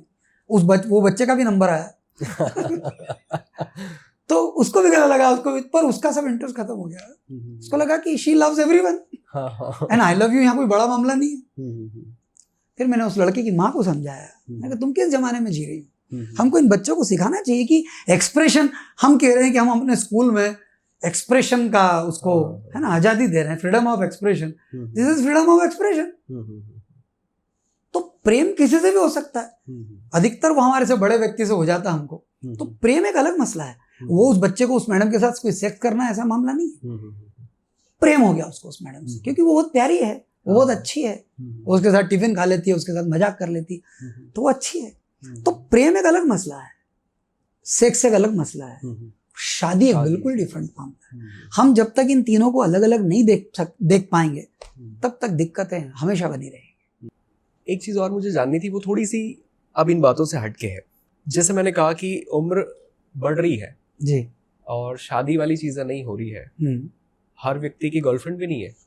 मतलब आज भी ये स्थिति है कि लड़का है 20 का है, 22 का है, 25 का है, 28 का है, पर अभी तक गर्लफ्रेंड नहीं है। और गर्लफ्रेंड है तो भी शायद इन चीजों का एक अलग चार्म है, पता नहीं। वो ये कि मास्टरबेशन को लेके बहुत बार ये सवाल आते हैं, पर मुझे ऐसा लगता है कि ये सब्जेक्टिव मामला है। एक व्यक्ति सपोज मेरे पास कोई काउंसलिंग के लिए आता है तो मुझे लगता है कि उसकी जिंदगी की उसकी क्या एम्बिशंस है या वो अपनी लाइफ में क्या कहाँ पहुंचना चाहता है। हो सकता है कि उस ऊर्जा को वो थोड़ा सा कंपाउंड कर भी ले अपने उन कामों के लिए। तो जब तक मुझे उसके बारे में नहीं पता कि वो किस तरह की जीवन शैली रखता है, कैसा जीवन जीता है, तो मैं उसको इस पे ओपिनियन नहीं दे सकता कि ये कर लेना ठीक है, कि लिमिट में ठीक है, कि ज़्यादा ठीक है, कि बंद करना ठीक है। तो ये मुझे ऐसा लगता है कि ये हर इंसान की नीड के हिसाब से इसका जवाब अलग है। तो मतलब आप क्या कहेंगे, ये सही है कि ये पर्सन टू पर्सन वेरी करना चाहिए या ऐसा कुछ नहीं है, इसको लेकर कुछ अलग एक कुछ फंडा है? रिलैक्स होने का मुफ्त और सबसे आसान तरीका है मास्टरबेशन। ठीक है, उसमें आपको किसी की परमिशन नहीं लेनी है, कोई टिकट नहीं लेना है, कोई शराब खरीदनी नहीं है, बिल्कुल पर्सनल मामला है। आप 2 मिनट में आपका काम हो जाता है। तो ये रिलैक्स होने की एक विधा है उसके पास। और उसके जीवन में अगर और विधाएं नहीं खुल रही हैं, जैसे बहुत सारी विधाएं हैं कि वो दोस्त बनाता है, फिर वो संगीत सीखता है, या वो स्कूल जाके पढ़ाई करता है, या वो कुछ करता है, तो उसके जीवन में अगर विधाएं नहीं खुल रही हैं तो फिर उसके पास वो एंटरटेनमेंट है नहीं कुछ। वो क्या करे? सबसे सस्ता एंटरटेनमेंट और सबसे सस्ता रिलैक्स होने का तरीका मास्टरबेशन। तो मास्टरबेशन की तरफ जाता है। फिर दूसरी बात कि चूंकि उसके सारे दोस्त जो खुद मास्टरबेट कर रहे हैं वो उसको बताते हैं बहुत खराब चीज है, आप समझे ना? तो ये खराब है, ये अपराध है, ये बुरा है। फिर हमारे गुरु लोग जो हैं वो स्पिरिचुअल लोग तो बहुत ही बात कर रहे हैं कि वो तो सब ऊर्जा चली जाती है और तुम तो वीर्यहीन हो जाते हो और फला और ढिका, बहुत सारी ये सारी चीजें उसका और इंटरेस्ट बढ़ाती है। अगर मुझे आपको ये समझाना है कि आप शराब मत पियो और मैं आपको शराब के नुकसान बता रहा हूँ, और मैं ये सोचता हूँ कि मैं बहुत बुद्धिमान आदमी हूँ कि मैं आपको शराब के नुकसान बता रहा हूँ, मगर और आप इससे विलग हो जाएंगे शराब से, ये बिल्कुल गलत सोचता हूँ, क्योंकि मैं चर्चा आपसे शराब की ही कर रहा हूँ। ठीक है जी। तो 2 बातें हैं, मैंने उसको कहना चाहिए वाइस वर्सा है कि अगर वो प्रोडक्टिव नहीं है तो वो सेक्स की तरफ जाएगा ज्यादा। ठीक है, और अगर वो सेक्स की तरफ बिल्कुल नहीं जाएगा तो वो प्रोडक्टिव हो जाएगा, ऐसा नहीं है। आप समझे? मतलब उसको क्या समझाया जा रहा है कि तुम ये कर रहे हो, इसमें सारी ऊर्जा खत्म हो रही है और तुमको कुछ महान काम करना है, उसको काम दे दो आप। तो जब वो प्रोडक्टिव होता है तो वो सेक्स के प्रति सहज हो जाता है। और अब सहज, कभी कभार उसका मन होता है, कभी उसको भीतर से ऐसा लगता है, तो वो जी लेता है उस चीज को, बहुत ही सहज। हमारे यहाँ मैं जो कह रहा था कि प्री मैरिटल एजुकेशन और सेक्स एजुकेशन, सेक्स एजुकेशन वैसे ही होना चाहिए जैसे कि आप बच्चों को बताते हैं। खैर ये भी हमारे स्कूल में बच्चों को ठीक से नहीं बताते कि भोजन कैसे करना चाहिए और अपने को स्वस्थ कैसे रखना चाहिए। तो उसमें उसको बताना चाहिए कि ये, मैं तो कहता हूँ ठीक ढंग से मास्टरबेट कैसे करते हैं इसका एजुकेशन देना चाहिए कि ऐसे मास्टरबेशन होता है, ऐसी चीजें होती हैं। उसके बाद इतनी देर तक आपको ऐसा लगता है, इतनी देर तक आपको गिल्ट पकड़ती है। जब आपको गिल्ट पकड़ती है कि नहीं करूंगा तो आपका जो पेंडुलम है वो इस तरफ जा रहा है, और जब पेंडुलम इस तरफ जा रहा है तो इस तरफ जाने की एनर्जी इकट्ठा कर रहा है। तो अब तो नहीं करूंगा, मम्मी कसम, गुरुजी कसम, भगवान कसम, अब तो कभी नहीं करूंगा। और यहाँ आ गया पेंडुलम और फिर वापस जाता वहीं, फिर वही करते हो आप, और फिर वहां से पेंडुलम इधर आता है ना, वो रुकता ही नहीं कहीं बीच में, और वो करता ही जाता और नहीं करूंगा ही कसम खाता, और करता ही जाता और नहीं करूंगा ही कसम खाता। आप समझ रहे हैं? बिल्कुल। उसको बिठा करके उससे साथ ठीक बातचीत होनी चाहिए, और वो स्कूल में हो सकती है और अब बहुत आसानी से हो सकती है, क्योंकि एक व्यक्ति का किसी व्यक्ति के साथ बैठ करके, एक भारतीय आदमी के लिए बहुत मुश्किल है कि वो बच्चों के साथ बैठ करके सेक्स पर खुली चर्चा करे। अब कितना आसान है कि आप उसको वीडियो दिखाओ और वीडियो से जो उसके सवाल उठते हैं उसके जवाब आप दे दो। तो आप जो सीधे से नहीं कह पाते, आप कहते हो वो मतलब ऐसा रहता है और वो फिर वो ऐसा होता है और आप ठीक से बता नहीं, why don't you show them videos? उनको एक वीडियो दिखाओ और फिर उनसे पूछो कि समझ में आया। अब कारण क्या है कि सेक्स एजुकेशन जो मैं बात कर रहा हूं वो एक ऑथेंटिक सेक्स एजुकेशन की बात कर रहा हूं। ऑल्दो सेक्स एजुकेशन तो आपके एक बटन पर अवेलेबल है। हमारी जितनी पॉर्न फिल्में चल रही हैं वो क्या चल रही हैं, पर वो गलत तरीके से सेक्स एजुकेशन दिया जा रहा है। आप समझ रहे हैं? तो रॉन्गली एजुकेटेड हो रहे हैं वो, क्योंकि आप राइटली एजुकेटेड करने की हिम्मत नहीं दिखा रहे हैं। एक टाइम था जब आप भी एजुकेट करने की हिम्मत नहीं करते थे और वहीं कहीं से होता भी नहीं था, तो वो ठीक था। मैं आपको राइट इंफॉर्मेशन देने की हिम्मत नहीं रखता और गलत इंफॉर्मेशन लोग आपको दे रहे हैं, वो भरी पड़ी है। वो भरी पड़ी है। हमको अभी इस बात को समझना पड़ेगा, हमको खुल के नेशनल टेलीविजन पर इसके एजुकेशन शुरू करने चाहिए। एक और इम्पॉर्टेंट बात मुझे जाननी थी, वो भी रिलेशनशिप के जब केसेस में देखता हूँ तो उसमें बहुत ज़्यादा आती है, वो ट्रॉमास है। मुझे थोड़ी आपत्ति इस बात पर है कि लोग अपने लाइफ के जो ट्रॉमा है या जो भी तो जिंदगी में जो नेगेटिविटी फेस की है, जो फेलियर फेस किया है, उसको इस तरह से बताते हैं जैसे वो एक एडवेंचर है और मेरी सक्सेस बाद में पहले आप ये सुन लो कि मेरे साथ क्या क्या हुआ है ना। मुझे लगता है कि वो ग्लोरीफाई करने के लिए अपनी सक्सेस को थोड़ा सा और डेकोरेट कर दें, थोड़ा सा और उसको मज़ेदार बनाने के लिए उसको, क्योंकि बात ये आती है कि जो चीज़ आपकी ज़िंदगी में अच्छी नहीं थी उस बारे में बार बार बात करना क्यों है, उसे बार बार याद ही क्यों करना है, और बार बार याद करके बार बार लोगों को बता के आप रोने लगते हैं मेरे साथ क्या हुआ है ना। और लोगों ने भी अगर उस तरह के अनुभव जीवन में किए हैं तो उन्हें भी ऐसा लगता है ये तो मेरे साथ भी हुआ है। तो वो महसूस कर रहे हैं कि यार हमारे साथ ये अब्यूज हुआ, वो अब्यूज हुआ, बहुत सारी चीजें हैं। मैं समझता हूँ कि कुछ चीजें गलत हुई, पर आप जिंदगी में जब एक मैच्योरिटी पे आ गए, 30, 35, 40s में आ गए, तब भी उसका इम्पैक्ट है लाइफ में। तो क्या ऐसा होता है या एक मानसिक स्थिति है जो थोड़ी कमजोर है और उस वजह से लोग ये महसूस करते हैं? मुझे ऐसा लगता है पर्सनली कि मेरी लाइफ में कितना भी बुरा कुछ भी चीजें मैंने देखी है, शायद और बुरा भी हुआ होता तो मैं एक समय पे आके तो संभाल लेता कि यार ठीक है, अभी तो मैं सही हूँ ना, अभी तो मैं बहुत आगे बढ़ गया, तो उसकी बात भी क्यों करना है, सोचना भी क्यों है अगर वो अच्छा समय नहीं था तो पता नहीं, क्योंकि मैंने बहुत बड़ी कोई ऐसी चीज़ फेस नहीं की तो लोगों को लग सकता है कि यार आपने खुद देखा नहीं तो आप ऐसी ही बात करोगे। पर मैं आपसे जानना चाहता हूँ कि क्या ट्रॉमा सच में होते हैं या हम इन बारे में बात कर करके इनको ना भुला के इनको बना लेते हैं ऐसा, या एक कमज़ोर मानसिक स्थिति की वजह से ट्रॉमा होते हैं? इससे कैसे डील करें, क्या माजरा क्या है? कोई भी बात आप जब कहते हैं तो उसका सबसे ज़्यादा इम्पैक्ट आप पर ही पड़ता है ना। हाँ। तो जैसे मैंने आपसे कहा कि मैं दुखी हूँ, तो आप दुखी होंगे कि नहीं मेरे साथ पता नहीं, पर मैं थोड़ा और ज़्यादा दुखी हो जाऊँगा क्योंकि मैंने एक बार फिर दोहरा दिया कि मैं दुखी हूँ। ठीक है। हाँ। तो ये बात आपकी बिल्कुल 100% सही है कि हम जब किसी चीज़ को दोहराते हैं तो हम फिर उसी ट्रॉमा में वापस जाते हैं, उसको जीते हैं। हाँ। अच्छा, मैं बच्चों को कम्युनिकेशन सिखाता हूँ, तो कम्युनिकेशन में मैं बच्चों से कहता हूँ कि आपको चैनल बदलते आना चाहिए। जैसे हमारे यहाँ नॉर्मली ऐसा होता है कि 2-4 लोग बैठे हैं, यंगस्टर्स बैठे हैं, बूढ़े बैठे हैं, किसी भी उम्र के लोग बैठे हैं, तो एक बात शुरू होती है कि मैंने कहा अरे विकास तुम्हें देर हो गई, तो आपने कहा कि अरे बहुत बुरा एक्सीडेंट हुआ अभी। तो वो लड़की बिल्कुल गाड़ी के मतलब वो कंधे पे से गुजर गई और बिल्कुल सब खूना खून हो गया और ऐसा हो गया। आपने ये बात कही तो तुरंत सामने जो एक दूसरे जोशी जी बैठे हैं वो कहेंगे कि भाई साहब मतलब ये तो कुछ भी नहीं है। हाँ। मतलब मैं बता रहा हूँ आपसे कि बच्चों पे उसने पूरा ट्रक ही चढ़ा दिया भाई साहब क्या।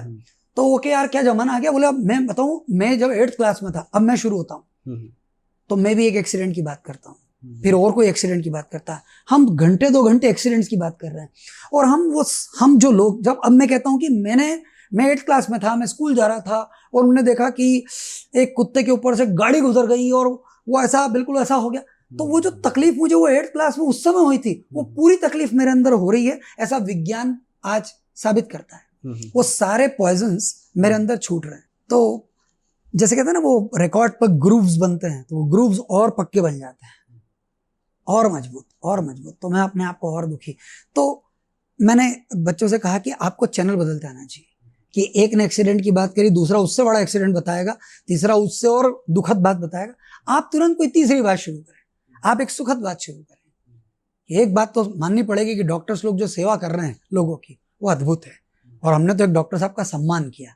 हमारे यहाँ जो एक डॉक्टर साहब है, छोटा सा क्लिनिक, आपने बात को चेंज कर दिया, आप दूसरे टॉपिक पर लाए। उसने कहा सम्मान तो होना चाहिए यार, ये जो सफाई कर रहे हैं आज, हमारा देश में इतनी सफाई है, या इस शहर को इतना क्लीन किया, इनका भी सम्मान। अब वो एक्सीडेंट से सम्मान पर आ गई बातचीत। तो आपको टॉपिक चेंज करते आना चाहिए, क्योंकि ये बिल्कुल सत्य है जो आपने कही बात, ये साइंटिफिकली प्रूवन है कि आप जब मैं आपको अपनी गर्लफ्रेंड के बारे में बता रहा हूँ और मैं कह रहा हूँ कि और बस फिर वो आ गई और मैं उसका इंतजार करता रहा, वो आई और मुझे ऐसा लगा कि मतलब सब कुछ मिल गया मुझे, तो मैं अभी उसी मोमेंट में वापस हूँ।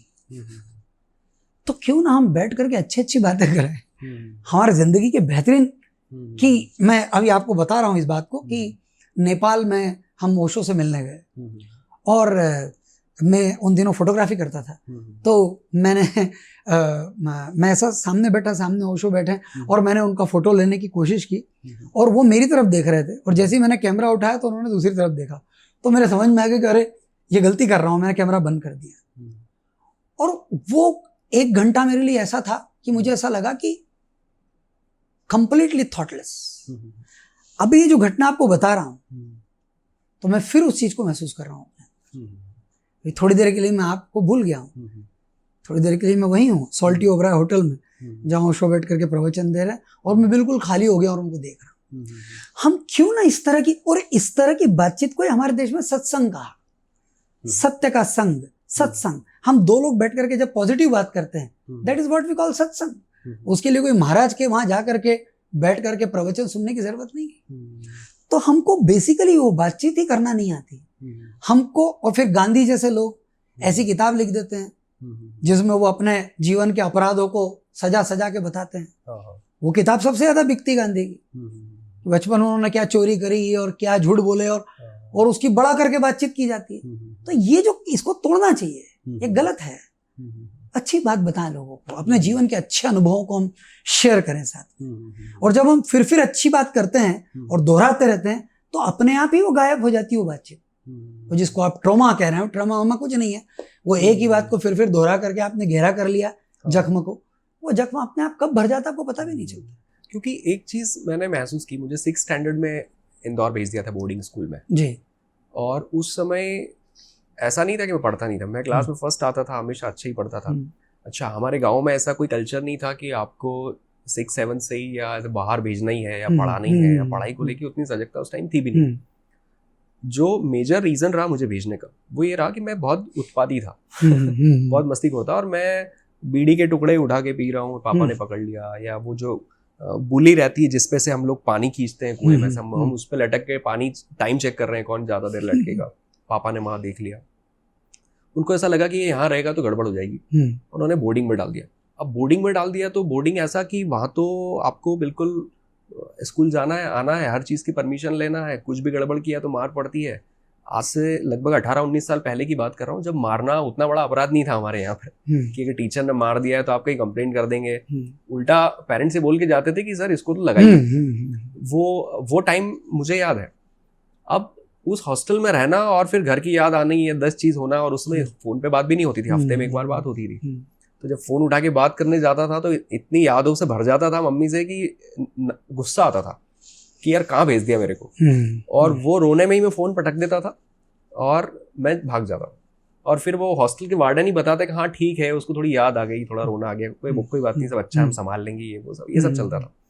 ऐसे कर करके चीजें चलती रही। मैं पढ़ाई में भी बहुत ज्यादा अच्छा रहा नहीं था उसके बाद।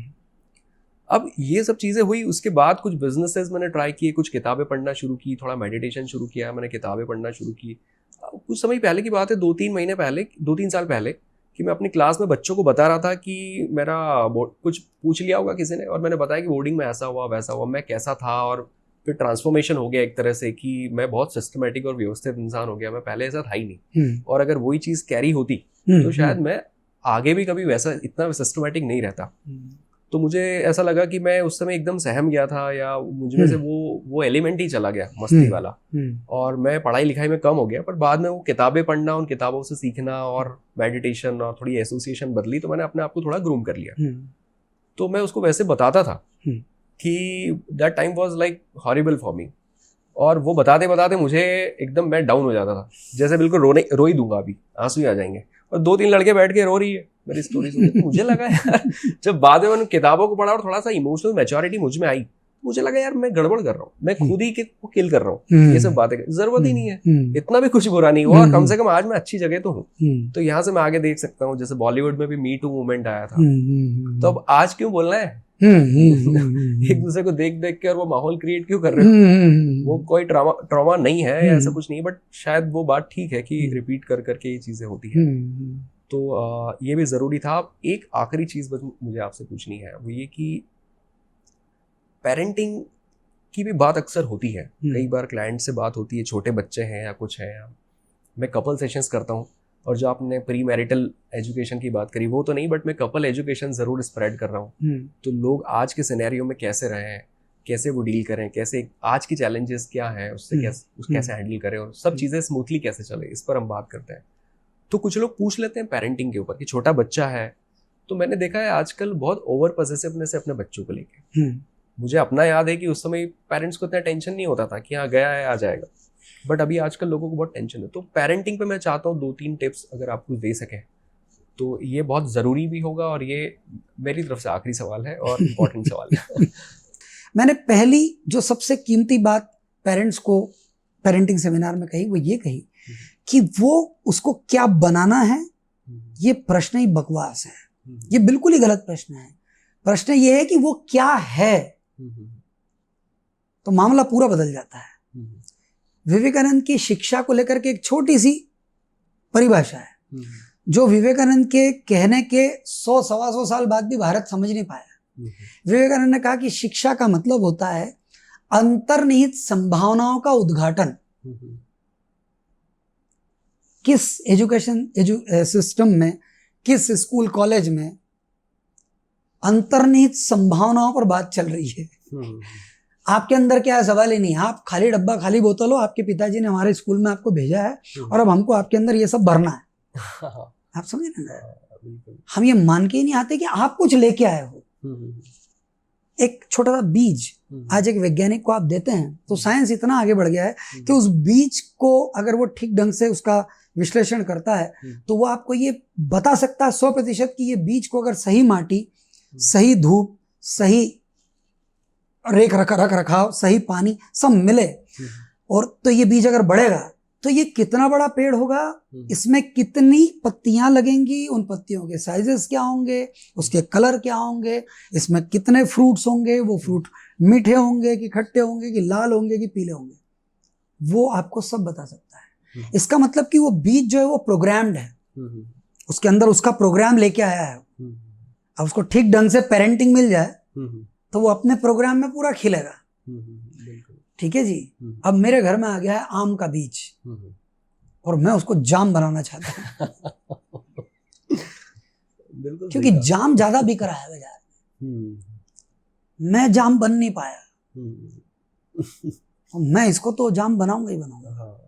तो मुझे कई बार ऐसा लगता भी कि जाम है नहीं, पर जाम बाजार में ज्यादा बिकता है। सवाल ये है ना, एक आदमी को एक बार उसने मुर्गा देखा ही नहीं था कभी जीवन में, तो उसको मुर्गा मिल गया तो उसने कहा कि यार ये तो बिगड़ा हुआ कबूतर है क्या।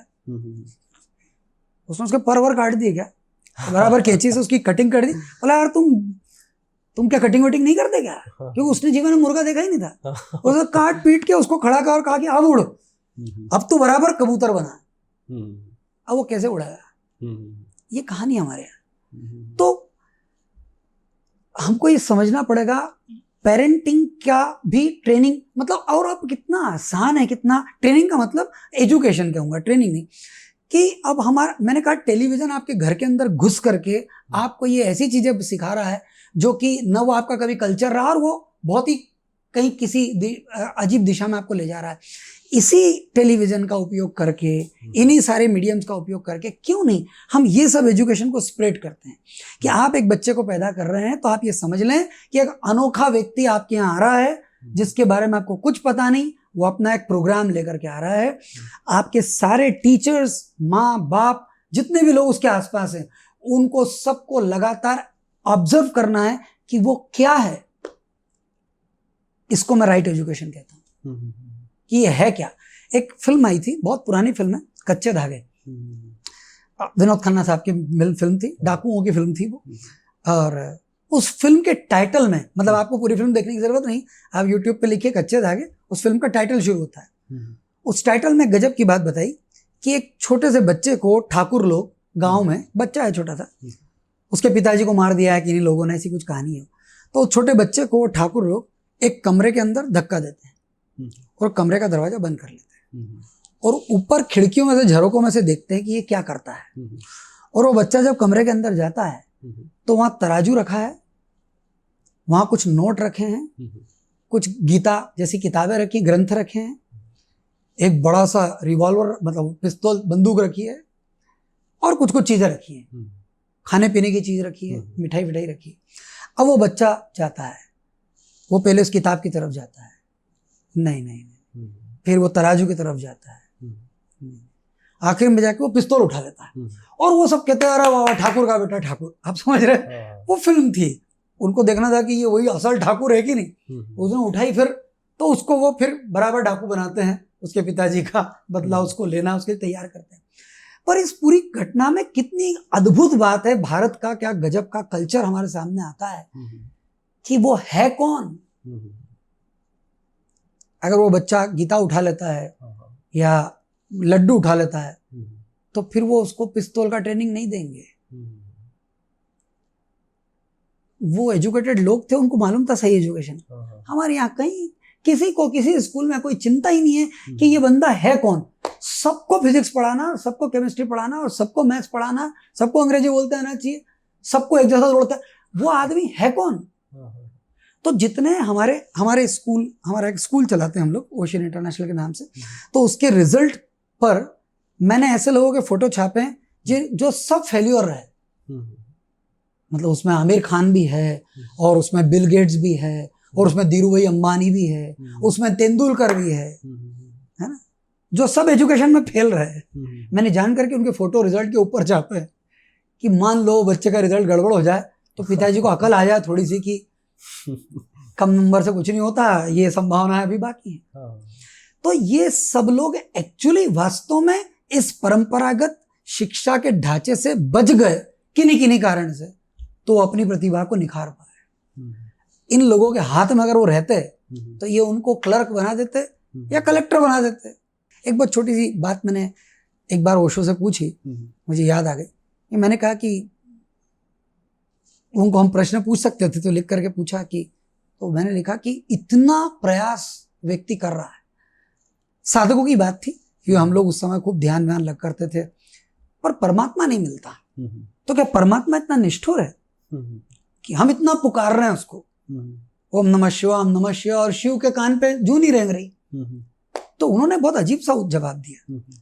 वो पहले मुस्कुराया और फिर उन्होंने कहा कि उन्होंने कहा कि तुम मुझे एक, तुम्हारा एड्रेस मेरे पास है और तुम यहां से कहीं चले गए, मैं तुमको कहाँ ढूंढूंगा? एड्रेस पे ढूंढूंगा जो तुम्हारा एड्रेस मेरे पास, पर तुम तुम्हारे एड्रेस पे हो ही नहीं।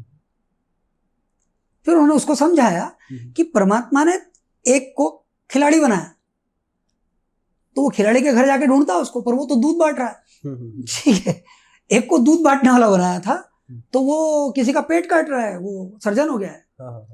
तो वो उस एड्रेस पे जाता है जो एड्रेस उसने उसको दिया था। ये जो आज बातचीत हमने की, आई होप कि ये बहुत ज़्यादा इम्पैक्ट क्रिएट करेगी, व्यूवर्स के लाइफ में वैल्यू ऐड करेगी। और अगर आपके कोई क्वेश्चंस है या आपको लगता है कि और कोई चीज़ें हैं जो स्वामी जी से हमें पूछनी चाहिए थी या बात करनी चाहिए थी, तो आप हमें कमेंट्स के थ्रू या कैसे भी बताइए। हम दोबारा मिलेंगे, दोबारा इस तरह के वीडियो शूट करेंगे और आप तक और इन्फॉर्मेशन लेके आएंगे। Thank you so much Swami ji. आपका हाँ करना। और मेरे लिए तो इसलिए ये ज़रूरी था कि ये आज पहली बार हुआ ऐसा कि मैं किसी के साथ इस तरह से बैठ के बात कर रहा हूँ, शूट हो रहा है, 3 लोग बैठे हुए हैं। मैं बहुत नर्वस भी था इनफैक्ट कि कैसे होगा क्या होगा, पर क्योंकि आप थे तो मैं थोड़ा सा सहज ये सोच के था कि स्वामी जी हैं और उनके स्टूडेंट ही हैं तो गलती भी कर सकते हैं। Thank you so much, thanks a lot.